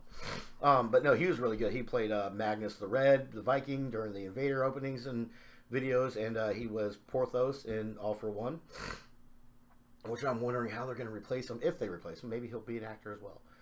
But Maybe they just won't have that show again. No. Everything's still there for it. Oh, really? Yeah, because it was all the scaffolding is still up there for during 'Twas That Night, the ice skating show with Elvis Stoico, Oh, okay. who still is amazing. Oh my God, that rink is tiny that they do this show on. It's an ice skating show, Christmas time, and it's so teeny. Yet that guy picks up speed like that. Like it's nothing. And he does a hockey stop too and like sprays the front row. It's hilarious. He does some where he's like doing a drifting almost. It's like his skates sideways, but he's sliding in a circle. Oh, yeah. And like catches the ice in his hand and like throws it up in the air as he's spraying it up. He's been doing it since the 80s. I mean, he's been a professional since the 80s. I mean, he's in the Olympics in 88 and 92. I mean, the guy's amazing. Experience can teach you a lot. But I mean, even now, because a lot of the times, when you get older, you just start losing that stuff. And that guy has some spins that are so damn fast. It's just like you hear everyone go. You can hear everyone stop breathing. Because it's so fucking fast. They have their second male lead in it was really, really good. And landed the Elvis Stoico backflip. Nice. Which is even harder on this little teeny rink. Oh, yeah. But Elvis Stoico was the first to hit the backflip in competition. Well, they had... Which is not easy on ice skates. No, they had one lady who was doing something, and she did a backflip, and the announcers... I think it was in the Olympics, and she did a backflip, and the announcers were like, well, there's not really a score for a backflip. I mean, you can do a backflip, but it doesn't count for whatever. And the other announcer said something like, nah, she just did that to do it. She just wanted people... It was like kind of an in-your-face move. And you should be scored for that shit. I'm well, sorry. In the old days, they didn't. They didn't have... Well, it's like, have you ever seen Lords of Dogtown? Yeah. Yeah, when they go to their first skate competition, and these guys are all carving up the course... You got guys doing the little. They're all doing manuals, all these little manual tricks. Oh, he's up on two wheels. Look at him. Oh, he's doing a spin. Look at that. He did a 360 spin. Oh, he's riding really low on his board. Look at this. And then these guys come out and they're doing these carve moves and freaking ollies and shit like that. And they're like, they did some kind of surfing maneuver there, and yeah, it's kind of like UFC 1. Yeah. With Hoist Gracie, they're like. He has him in some sort of chokehold. He's got his arm. Oh, he's tapping. What happened? Yeah, he tapped out. Can you do that? UFC 1, the announcers had no clue what the fuck was going on when Jiu-Jitsu was introduced, or Brazilian Jiu-Jitsu was introduced. Which is funny because his brother owned it. Well, his brother started it as a promotion for... But you would think they would get announcers that maybe know a little bit about Brazilian Jiu-Jitsu, You want them surprised. You want them surprised, but at the same time, give them a little info. I hate it. It sucks when you have an announcer who doesn't know what he's talking about. Chris Collinsworth. Brian Stan. Mike Goldberg. Brian Stan. At least Mike Goldberg was entertaining. Here we go. Here we go. He yelled everything. Mike Goldberg yelled everything. And then that's how you do a Mike Goldberg impersonation. You just say it really loud. He would also it's all over. He would also take like 2 classes and get a technical term. Yeah. Oh, that's a teep. He's teeping. Well, Mike, that's actually a front kick. Oh, well, he's teeping a beautiful teep, and oh, look at him whip his hip, and he would get a little bit. Look at that teep. What do you think, Joe? I don't know. I can't hear anymore. I'm wearing headphones next to you, and I can't fucking hear now. The funny part is apparently Mike Goldberg drank a lot of Red Bull. So much Red Bull, in fact, that he would have to run for the bathrooms regularly in between rounds and matches. Oh my god! Grown Ups 2. Kevin James is drinking the 5-hour energy. She's like, 5-hour energy? He's 15-hour energy? 20-hour. He's like, I drink them for the taste. Yeah. Oh, we had this one guy we were doing a jiu-jitsu workout, and the guy was like just in pain, and somebody was like, "What are you on?" And he goes, "Oh, I took a 15-hour energy." And the coach was like, "A 15-hour energy?" And he goes, "Yeah, you drink 3 5-hour energies." And it's like, that's really bad for you. Don't do that. I will tell you, That's a terrible idea. when it comes to energy drinks. Now, I'll hit a 5-hour energy every once in a while on the hayride, just because some nights you need it, especially on weeknights when you just worked all day and you're tired of shit. So I'll hit a 5-hour energy. But at one point when I was a driver, all I drank was energy drinks. And I mean, and I'm not talking Red Bull. I was drinking when they brought Jolt back. And NOS, I was drinking NOS, and I was drinking like all these, and I was like, oh yeah, they taste great. And then one day I realized I'm just sitting, not doing anything, and my hands just shaking, and I started to feel really sick, and I'm like, maybe I need to back off on these a little bit, just a little addicted. You got to be careful with that stuff. I remember being at the gym once, and the guys would get all these free supplements, and the supplement people would just send stuff. And I saw this stuff, and it was Fat Burner or something. And I'm like, oh, I want to try one of those. And so Buck was like, yeah, sure, here you go. And he threw me the pack. And they had 3 pills in the pack, and I took 1. And all of a sudden, I realized I was talking to Antoine Britt, Chase, and I think Joey Ponce. And all of a sudden, I realized they were moving really slowly. Chase doesn't do anything slowly. No. And Chase looks over and he goes, Doc, you look like you're having a problem. What's going on? I said, I don't know, dude. I took one of these and I gave him the pack, and he goes, oh my God, I don't know what's in here, but don't take it again. You look terrible. And I'm like, okay. And before Muay Thai class, because I was doing the Muay Thai class, I went and peed, and my prostate started cramping. And it was like, ow! And I was like, Chase, I don't feel good. I'm not going to do class. And he goes, you look awful. He goes, never take one of those again. And I walked up to Buck and they affect everybody differently. And I was like, Buck, I took one of these, and I got to like go home and take a nap or something. And he goes, you look awful. And he just threw them away. He was like, I was like, those are awful. Yeah. And he goes, I'm glad you took it, not me. And I'm like, fuck you. Speaking of being in shape and all that shit and people who discussed us, last week I felt a disturbance in the force, and then I went on Facebook, because that's what you do when there's a disturbance in the force. You have to figure out what the fuck is going on and where else you can get your news from. So I jump on Facebook and found out that congratulations are in order for our friend Todd, who we talk about all the time, who's in ridiculously good shape at his age. Yes. Fuck Todd, because he's in ridiculously good shape at his age, and we're not. He is now, and we're younger than him, but he is now engaged. He is very sweet young lady. Yes, she's 17.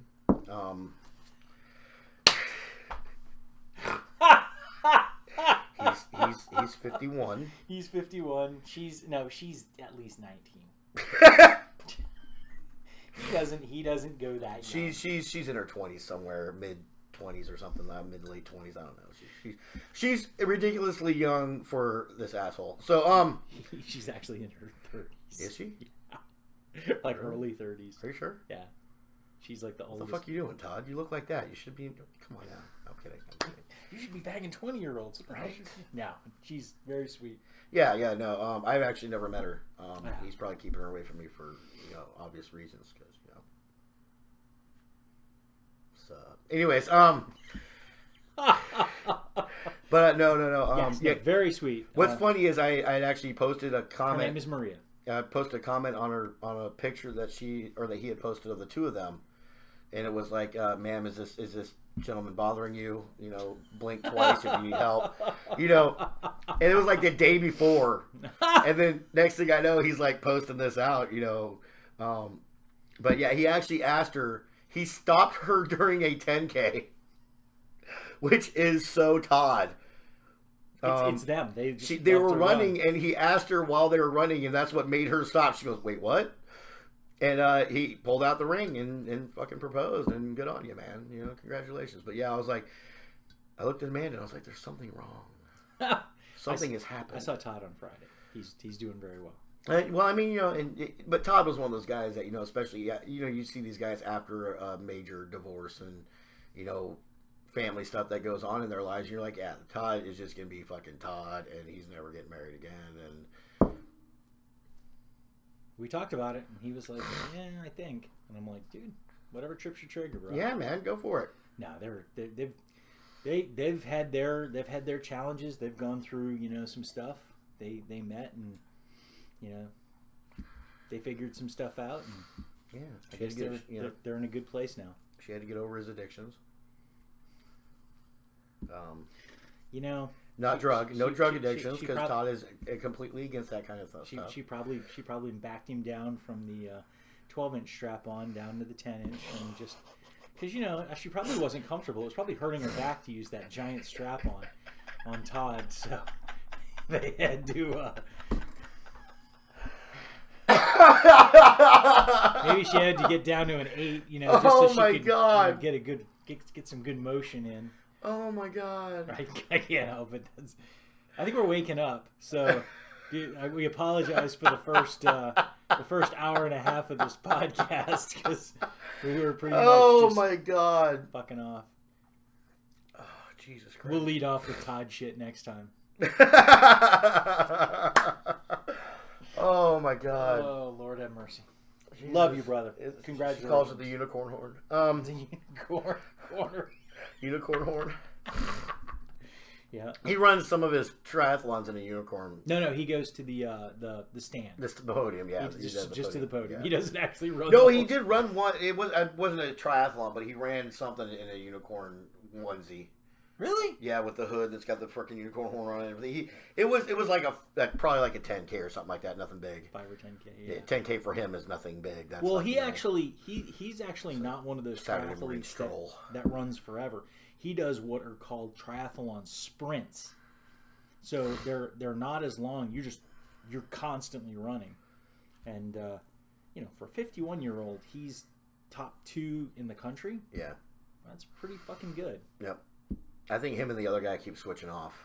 Yeah, the other guy's better at running apparently, and he's better at biking. So if he can get enough distance during the bike, he wins. And if you look at Todd, you will be disgusted because of how fucking ridiculous. Oh, it was so funny because he comes back. He was in Hawaii, by the way. That's where he got engaged, and he comes back and he goes, "You know what I got from Hawaii?" And I went, "A fiance." And he goes, "Well, not that too." And I went, "What did you get from Hawaii?" He goes, "Fat." I got fat in Hawaii. And I'm like, dude, you exercised constantly. I mean, you poke him and your finger doesn't go very far. If your finger breaks is what happens. Your fucking finger breaks. Oh, my God. Oh, it's too funny. He takes off his shirt and Channing Tatum goes, fuck. Oh, dude, I heard the biggest lie ever. They had a picture of Channing Tatum, and all these girls started posting, yeah, he's got an okay body, but I really like his personality. He's such a sweet guy. And it's like, that may be true. He is a sweet guy. Yeah. But you're getting wet looking at his pecs, sweetie. I mean, it's not his personality that's getting you wet, darling. Yeah, your personality's not, You're full of shit. You're not sitting there laying in your bed by yourself going, oh, Channing's personality. Oh, he's so funny. Oh, 21 Jump Street. Sweet. 21 Jump Street. And you know why you don't do that? Because you think that 21 Jump Street and then Jonah Hill pops in your head and it ruins everything. Ah! Oh my God. Fucking truth. No fake news here. My favorite part of 21 Jump Street, and I've seen that movie in bits and pieces. Oh, I've seen both of them repeatedly. They're great. Oh my God! But I think it was the first one where he runs into like a lady he knows, and she starts talking. He finally he's like his mom's friend. Body blocks her into the ground, and he's like, "Back off, old lady!" And his friends are like, "What the?" It was his mom's friend. His mom's friend. Yeah. No, what was funny is because they if you haven't seen it, they basically go back to high school, like in the movie, like in the show 21 Jump Street. They go back to high school. They're in their 20s now. They've gone through the police academy, but they still look young enough to be able to go back to high school-ish. So they're walking back up, and Channing Tatum's like, because Channing Tatum was the cool guy, and Jonah Hill was the nerd who like dressed like Eminem. Fucking hilarious. So they're walking up, and he's like, dude, you got to one-strap it, man. That's what the cool kids do. You got to one-strap it. So they're like walking up there, one strap in their backpacks, and everybody's got both straps on. And they're like, Jonah Hill's like, I'm putting the other strap on. No, man, you're the cool kid. No, I'm putting the other strap on, man. I'm putting the other strap on. And it was so funny because they went to school in like the late 90s, and now they're in the 2000s, and everything has changed. They're like, you know, he like comes up and like starts bullying a kid and like punches the kid in the chest. He's like, the fuck, man? Why would you do that to me? He's like, what are you, some kind of a fucking fag? Dude, why would you say that to him just because he's gay? And everybody's all sensitive and shit about it. And he's like, the hell is going on? It's like, because when he was in school, the whole guys were the bullies. And they're like, you drove that in here? Are you serious? You know how much, you know what that does to our emissions? And I mean, it's like, because they're all fucking snowflakes now. Such a good. They're both good movies, actually. Both 21 and 22 Jump Street are really good. Are only valuable when you crush them together into a snowball to throw at your kids. Now, see, what's even better in 21 Jump Street, the first one of the two, I cannot remember the other guy's name. Damn, I'm going to have to look that up real quick. Of what? What's the movie? From the series. Not the main guy, you know, the 21 Jump Street, the original one? Yeah, it's not the main guy that you're thinking of. I know who you're thinking, but well, there was the. Hold on. What? I'm looking him up. Oh yeah, Rob Riggle's in it too, which is fucking hilarious. He plays the coach. In the movie, you know Rob Riggle is. Yeah. Yeah. Just Johnny Depp and the other guy. The other guy, yeah. What's the other guy's name? I don't know. I don't think he ever did anything after 21 Jump Street. He did a couple things, but nothing major. I'm trying to remember that fucking dude's name because it wasn't Dan Wynn. He was Jonah Hill. Yeah. And he was the big guy. Except he was like all muscular. Yeah. But yeah, when Johnny Depp and the other dude show up, it's like fucking great. Oh man, we used to be Jump Street too. Oh yeah, Nick Offerman. Nick Offerman's good at anything he does. Let me see. Who's Nick Offerman? Ron Swanson. Oh yeah.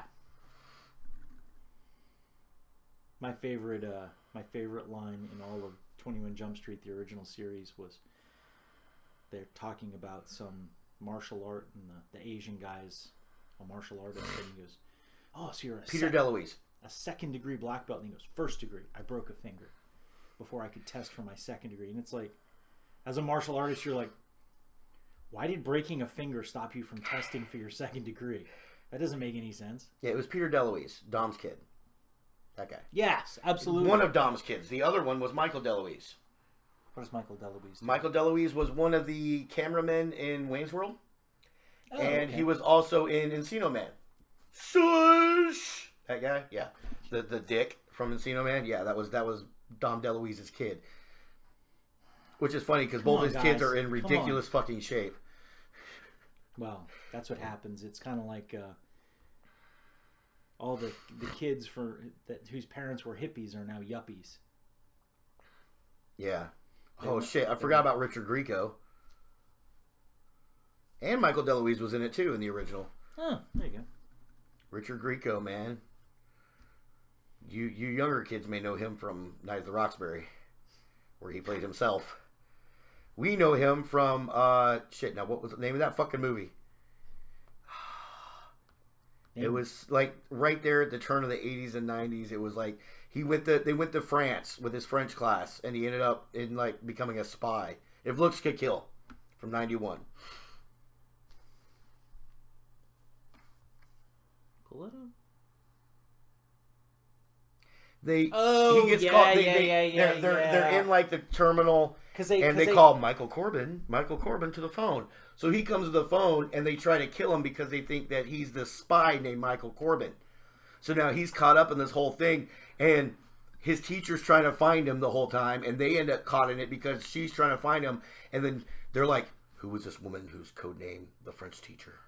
It's actually a really funny movie. Very early 90s. We'll have to watch it again and see if it holds up. Yeah. 'Cause Did you see 22 Jump Street? No. Oh, God. So they upgrade to the Korean church across the street that's bigger. Okay. And Ice Cube's office is solid glass. This big square, solid glass. So they're walking up to it, and they're like, "Man, check out his office." I know, it looks like a big cube of ice. And they're in college in the second one, which is the chick. She's been in a couple shows on Comedy Central. Jillian Bell, who plays Mercedes in it. This chick, she's very unassuming looking, and she in 22 Jump Street, she's a little chubbier. She looks kind of like, if you just look at her, the way, especially the way she's dressed at the beginning of the movie, you're like, okay, this is the chick who's like the uber Christian. I'm waiting for marriage. Why would you bring a guy to our dorm room type of chick? Okay. But her fucking mouth does not show that at all. I'm going to have to watch this. It is, it's really good. It's really funny. Channing Tatum is a funny dude. At first I thought this guy's just going to be this stupid lunk. Because that's the kind of look he has. He's this completely ripped guy. And he did a couple movies where that's basically what he was. But then when he started doing comedy, that totally switched things up. I haven't seen the second Kingsman. He's in the second Oh, Kingsman, is he? And I've got the DVD. I just haven't seen it. He did a couple early on that were just kind of like, and everybody's like, "Oh, Channing Tatum." And I'll be honest, what a wonderful personality. I actually watched the first Magic Mike. Hilarious. That movie. Okay, it's male strippers, whatever. I don't give a shit. What makes it even funnier is one of the male strippers is Kevin Nash. And he's always in the back because he can't fucking dance. And it is hilarious. I want to see that movie for only one reason. Channing Tatum is playing George Washington. Oh no, he's the voice of George Washington. The only reason I want to see Magic Mike, and I haven't watched it yet, is because I saw the fluffy routine about Magic Mike. Oh yeah, because Gabriel Iglesias is in it. Gabriel Iglesias. He goes, Yeah. I think you got the wrong Iglesias.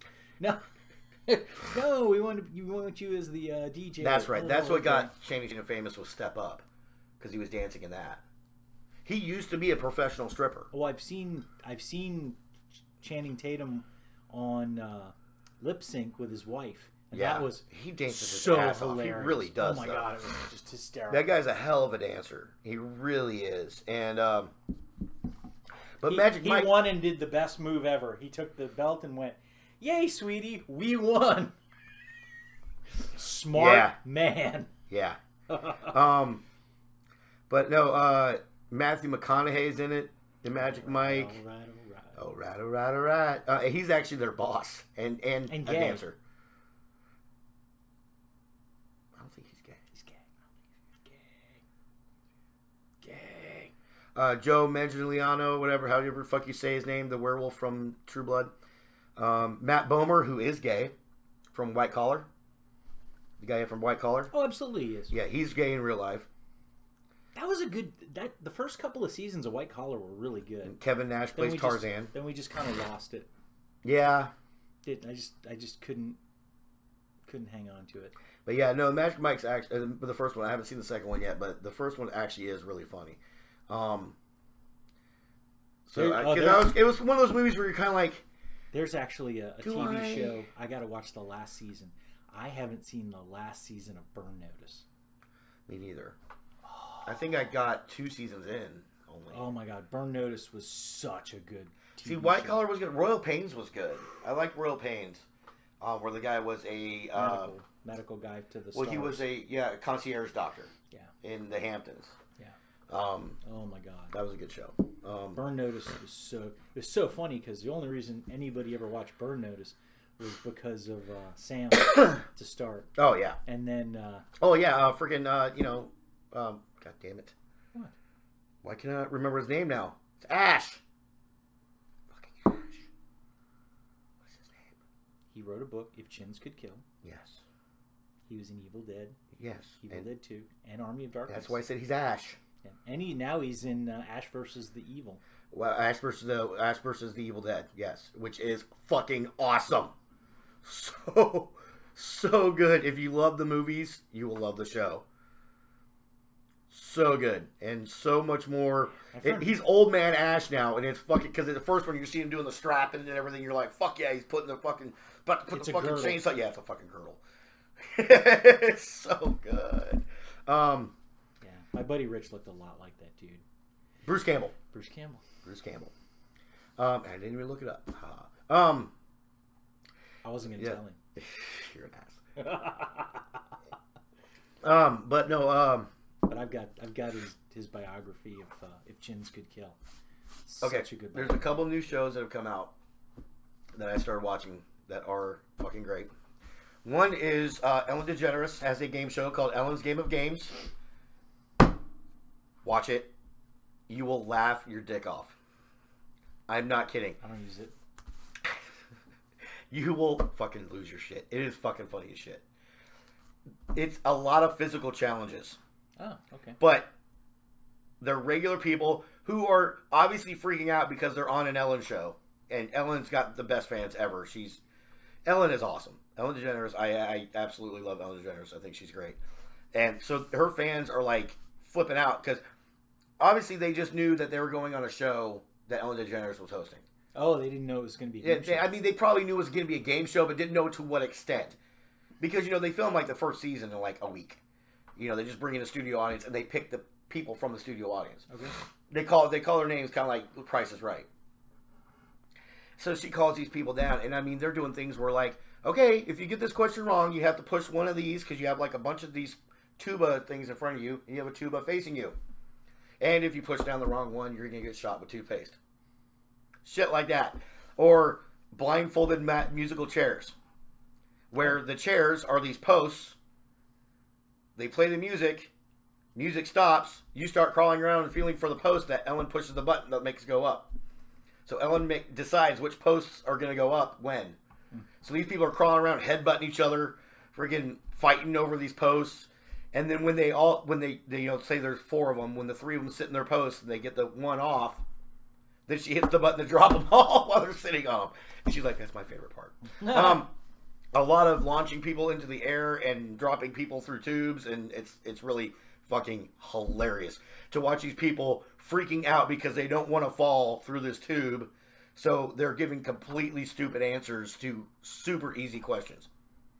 One of them that got me the other night, this was great. And that's a big thing in martial arts and stuff is adrenaline makes you do dumb things. Yeah. So when you train, the reason you train is so that you know what to do when your adrenaline kicks off. Well, the second I've seen people do crazy stuff like in Kali you learn how to deploy a knife. Yeah. You pull your pocket knife and you learn how to just flick it open. Super simple. Sitting on the couch, you do it all day long. When you have 3 guys chasing you trying to deploy a knife, all of a sudden you can't. Yeah.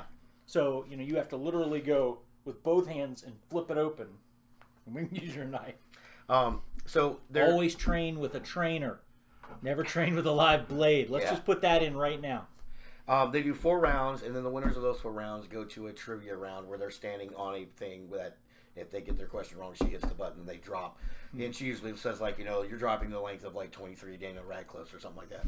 So they're all up there, and she's giving, and the ways they word these questions is fucking genius because she gives them something that has absolutely nothing to do with the question. So da da da da da da da da da. What is this? And the question has absolutely nothing to do with what she started with.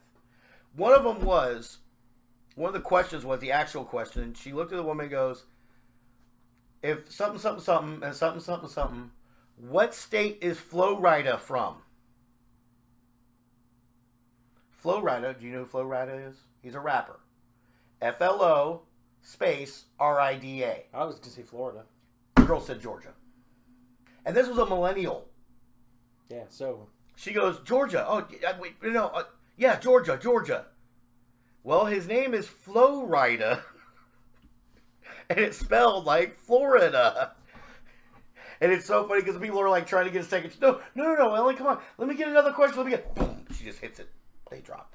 I've seen the commercial where she goes, I love that. Yes, it's so good. But the other one, and it's only 2 episodes in now, is 911.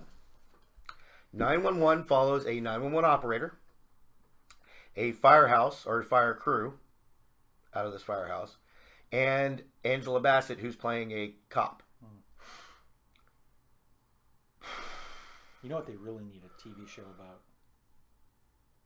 411. That's where the drama is. 411 is where the drama is. It's computerized. Anyways. It's all Google now. Yeah. But no, dude, it's in fucking tense. Like, they're going through shit. They've taken real stories and put them into this. 911, what's your emergency? Yeah, I hear a baby in my wall of my apartment. Yeah, somebody flushed a fucking baby. Yeah. That's how real this shit gets. Help, he's choking me. Who is? My snake. They get there and it's like a 12-foot albino Burmese python around this chick's neck. Boom! Well, no. So but it wasn't the cops. The firemen showed up. So Axe. they're sitting there trying to get the snake off of him, and the dude's like, "We don't have time for this." Whack! He cuts the head off. You got to be careful with that, though. Everybody's seen Conan the Barbarian. You got to be careful with that because sometimes they don't contract. Relax. Same thing. No, contract is to tighten. Oh, tighten. Yeah, sorry. They don't relax. There's another word for that. Anyways. Relax is good. What was sorry, the other show we started watching, which I think you might enjoy. It comes on Fridays and Saturday nights from 9 to midnight. Okay. On A&E. It's called Live PD. They follow 6. So it's like Cops? It's like Cops, but live. They follow 6. Does it have Steven Seagal in it? No. Did you ever see that one? Yes. No. Steven Seagal when he was a cop? Anyways, they follow 6 different precincts around the country at the same time. Oh, scooch in. Oh. And, dude, sometimes it's like, the fuck just happened? Yeah. Sometimes you're like, oh, okay, that was kind of Did you boring. ever read the book What Cops Know?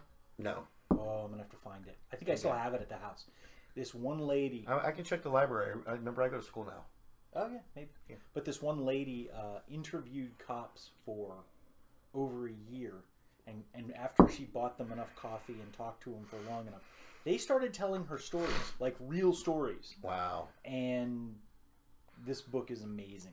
It was written a long time. It was written like in the 80s. Well, that, you know, it's just this show really crazy. does show how cops can be.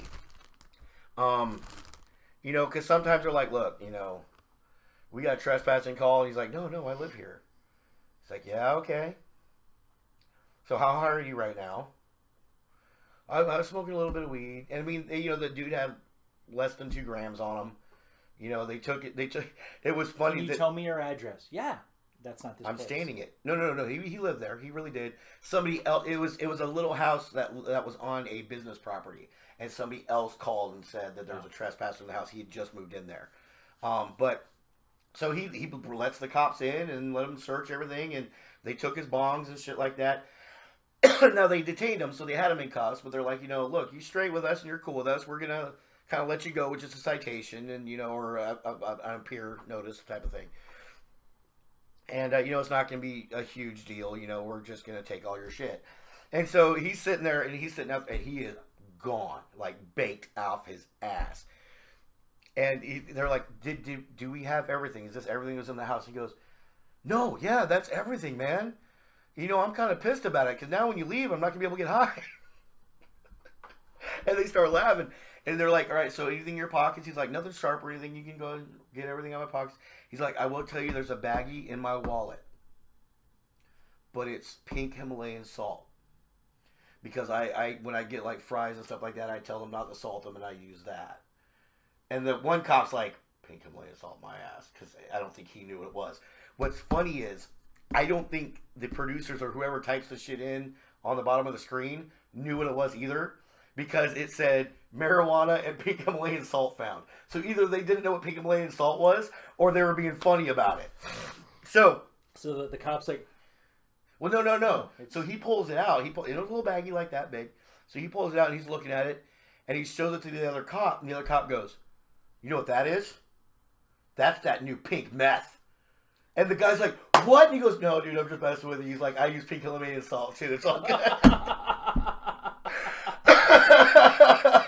That's a new pink meth. I lost my shit. I was like, "That was awesome, dude. Himalayan Way to salt. go, officer. That was really cool." I am totally gonna put pink. But they Himalayan had salt another in one, my pocket. one last night, because what they do is sometimes they, because you do a show like this, you're not always going to have something happening. So they follow these cops all through the week. So they're like, this is what happened on this day, when they have downtime. We show you what happened.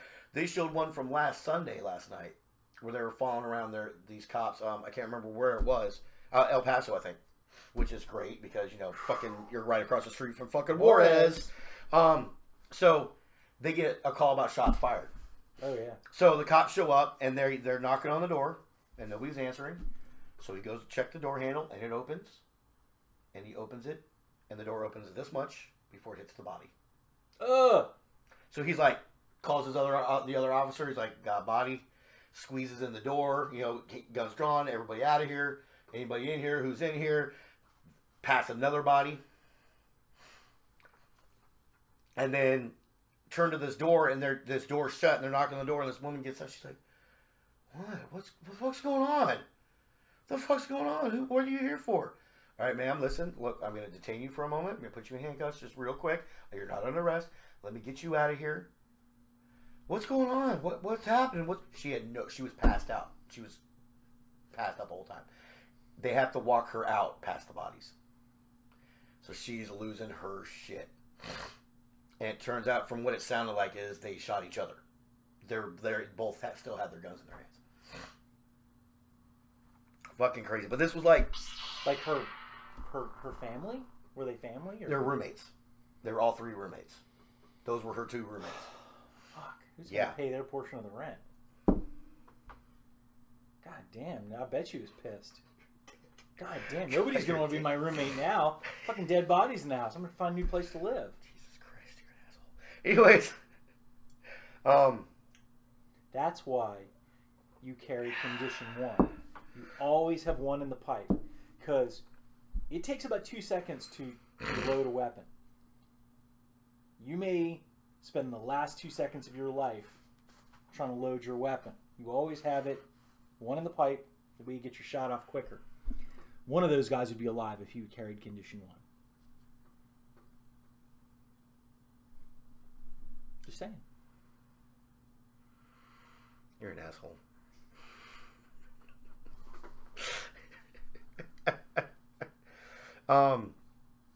But it's actually really interesting. Yeah, we see it. You see it, fucker. It's actually really interesting to watch these things happen live, though, and watch everything unfold and see how some cops are really cool about shit. There was one where the guy was have to be. Well, it was in South Carolina. The dude's a vet. He's from California. He's in town from California. He's got his medical marijuana card. But guess what? He's in South Carolina. He's in South Carolina. And he's trying to explain that, he's talking and talking and talking. And the one cop is like, "You just need to stop talking." And the female cop is there, and she's trying to talk with him. And she basically gets the other guy to walk away. And she's sitting there talking with him, and she's a vet too, and she's seen some shit. And, she's over there fucking crying and shit, talking to this guy. And she realized the reason he won't shut up is because he's trying to talk himself out of an episode because he's got PTSD. Yeah. And she's realizing this, and that's why he's got his medical marijuana card, because he's got PTSD. And it's like, the one cop didn't get it. Yeah. But she stepped up and like, "Look, this is what, She's like, "Look, I was homeless. I was a homeless vet. I was living in a car and da-da-da-da-da-da, and so it's like, man, you get to see sometimes these people as they are, because a lot of people don't look at a cop and see a person. And that's wrong. They are people too. Yes, some of them are assholes. Yes, some of them are idiots, but you're going to find that anywhere. They're people too. Anywhere. because they had one dude who's getting arrested by a black cop talking about they're exploiting me for being black. And the cop's like, Ah, Lord. no, they're exploiting you for being drunk. People are people. They had one guy, he was driving drunk, and they followed him, and he wouldn't pull over until he got home. Because he thought, oh, wait, I'm at home now. They can't do anything. We all learned from Smokey and the Bandit, if you're in hot pursuit, you can follow a guy into his house. Yes. Another thing is, if you're not in a place where it's legal, driving under the influence of marijuana, whether you got marijuana on you or not, is a DUI. Sometimes. Well, Because sometimes they can't test for it. well, no, I mean, because this one chick admitted to it. She's like, yeah, I smoked weed earlier tonight. Oh, yeah. Then And she had her 2-year-old in the car. Luckily, the cop was cool-ish. He was kind of a dick to her about it. You know, you're putting this kid's life in danger and da-da-da-da-da-da. But he let her mom come pick her up. So she didn't get a citation. But Because I actually talked to a friend of mine who's a PD in Virginia Beach. And if you're just walking around in Virginia Beach and you've already smoked marijuana, you're just high. here's what a lot of people don't understand and what this show really shows. Honestly. It's what we say all the time. Don't be a dick. Don't be a dick. We didn't say that this time. No, we didn't. But we say Public it all the service time. announcement. Don't be a dick. And this is why. A lot of what these cops do is discretionary. Mhm. It's up to the cop. If the cop wants to let you go because, hey, they were pretty cool, they don't have any priors, you know, there's no warrants out for them, anything like that, they're going to be cool with you, usually. Cops have bad days too, just like everyone else. But usually, if you're not an asshole about it, you have all your shit in a row, they'll be cool. Just don't be an asshole about it. If they're being an asshole, you don't need to be one. Be the bigger person. Yeah, for us, that's easy. Well, shit, not with one of these cops. Where was this guy at? I think he was one of the El Paso, maybe might have been El Paso cop. I can't Giant remember. cop. Dude, his arms were that fucking big. Here, let me give you some Yeah. reference. Yeah. His arms, I'm like, Amanda, look at this fucking guy. I mean, it's The Hulk. Terry Crews looked at him and went, damn. I mean, let's see if I can find him. Because the live PD's become this huge thing now where they have, like, watch parties Oh, fun. on Fridays and Saturday nights. Live PD cop arrested for assaulting her boyfriend after cheating on her. Interesting. Okay. It's not the one I was looking for, but they do live tweeting and stuff like that during the show. They bring in every week they bring in a guest officer who's been on the show before, who's been like This is A&E on Fridays. Fridays and Saturdays from and 9 Saturdays. 9 to midnight. But yeah, sometimes it's crazy shit. Sometimes it's a routine stop that turns into fucking psycho shit. They were trying to bust a dude for jaywalking and he ran. And they found like fucking a few grand on him and a bunch of weed set for sale. My buddy John, same guy who's the FBI agent, picked up this kid who's walking through the neighborhood at 3 or 4 o'clock in the morning with a baseball bat. And so he stops the kid and he goes, I'm gonna have to stop you. And so he takes the baseball bat away. So he walks up to the guy and the guy goes, "You're harassing me because I'm black." And he goes, "No, I'm harassing you because it's 3 o'clock in the morning and you're carrying a baseball bat. Where's the game, son?"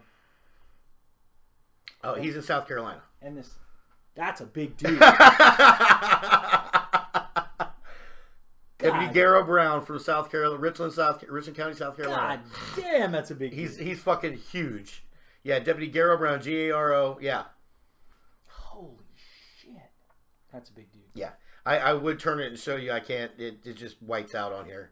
I usually, if you can, you probably can't. Oh, there we go. That looks. Yeah, there you go. Yeah, that's him. Jeez, man. Yeah, he's a big dude, but he's really cool too. He seems like a really cool. He's a really cool the, cop. The other thing that John did once, He doesn't take your shit though. he pulled a guy over, and the guy was 14 years old driving a car, and John pulled him over and searched him, and he had $3,000 in his pocket, and John goes. And he goes, "You're arresting me because I'm black." And he goes, "No, I'm arresting you because you're 14 driving a car and you got $3,000 in your pocket. Where'd you get that?" And he goes, "It's my mom's." And he goes, "Okay, great. So here's a receipt. Your mom can come get it. You just tell your mom you've got $3,000. She, you had her $3,000 and she needs to come get it." Wow. But yeah, that's a big dude. Anyway, we're done. Yeah. I didn't think we were gonna make it. Neither did I. All right, so we'll have to put a thing on the front of this that says the first hour and a half were pretty rough, but the last half hour did all right. Anyway, love y'all. See Peace y'all later. out.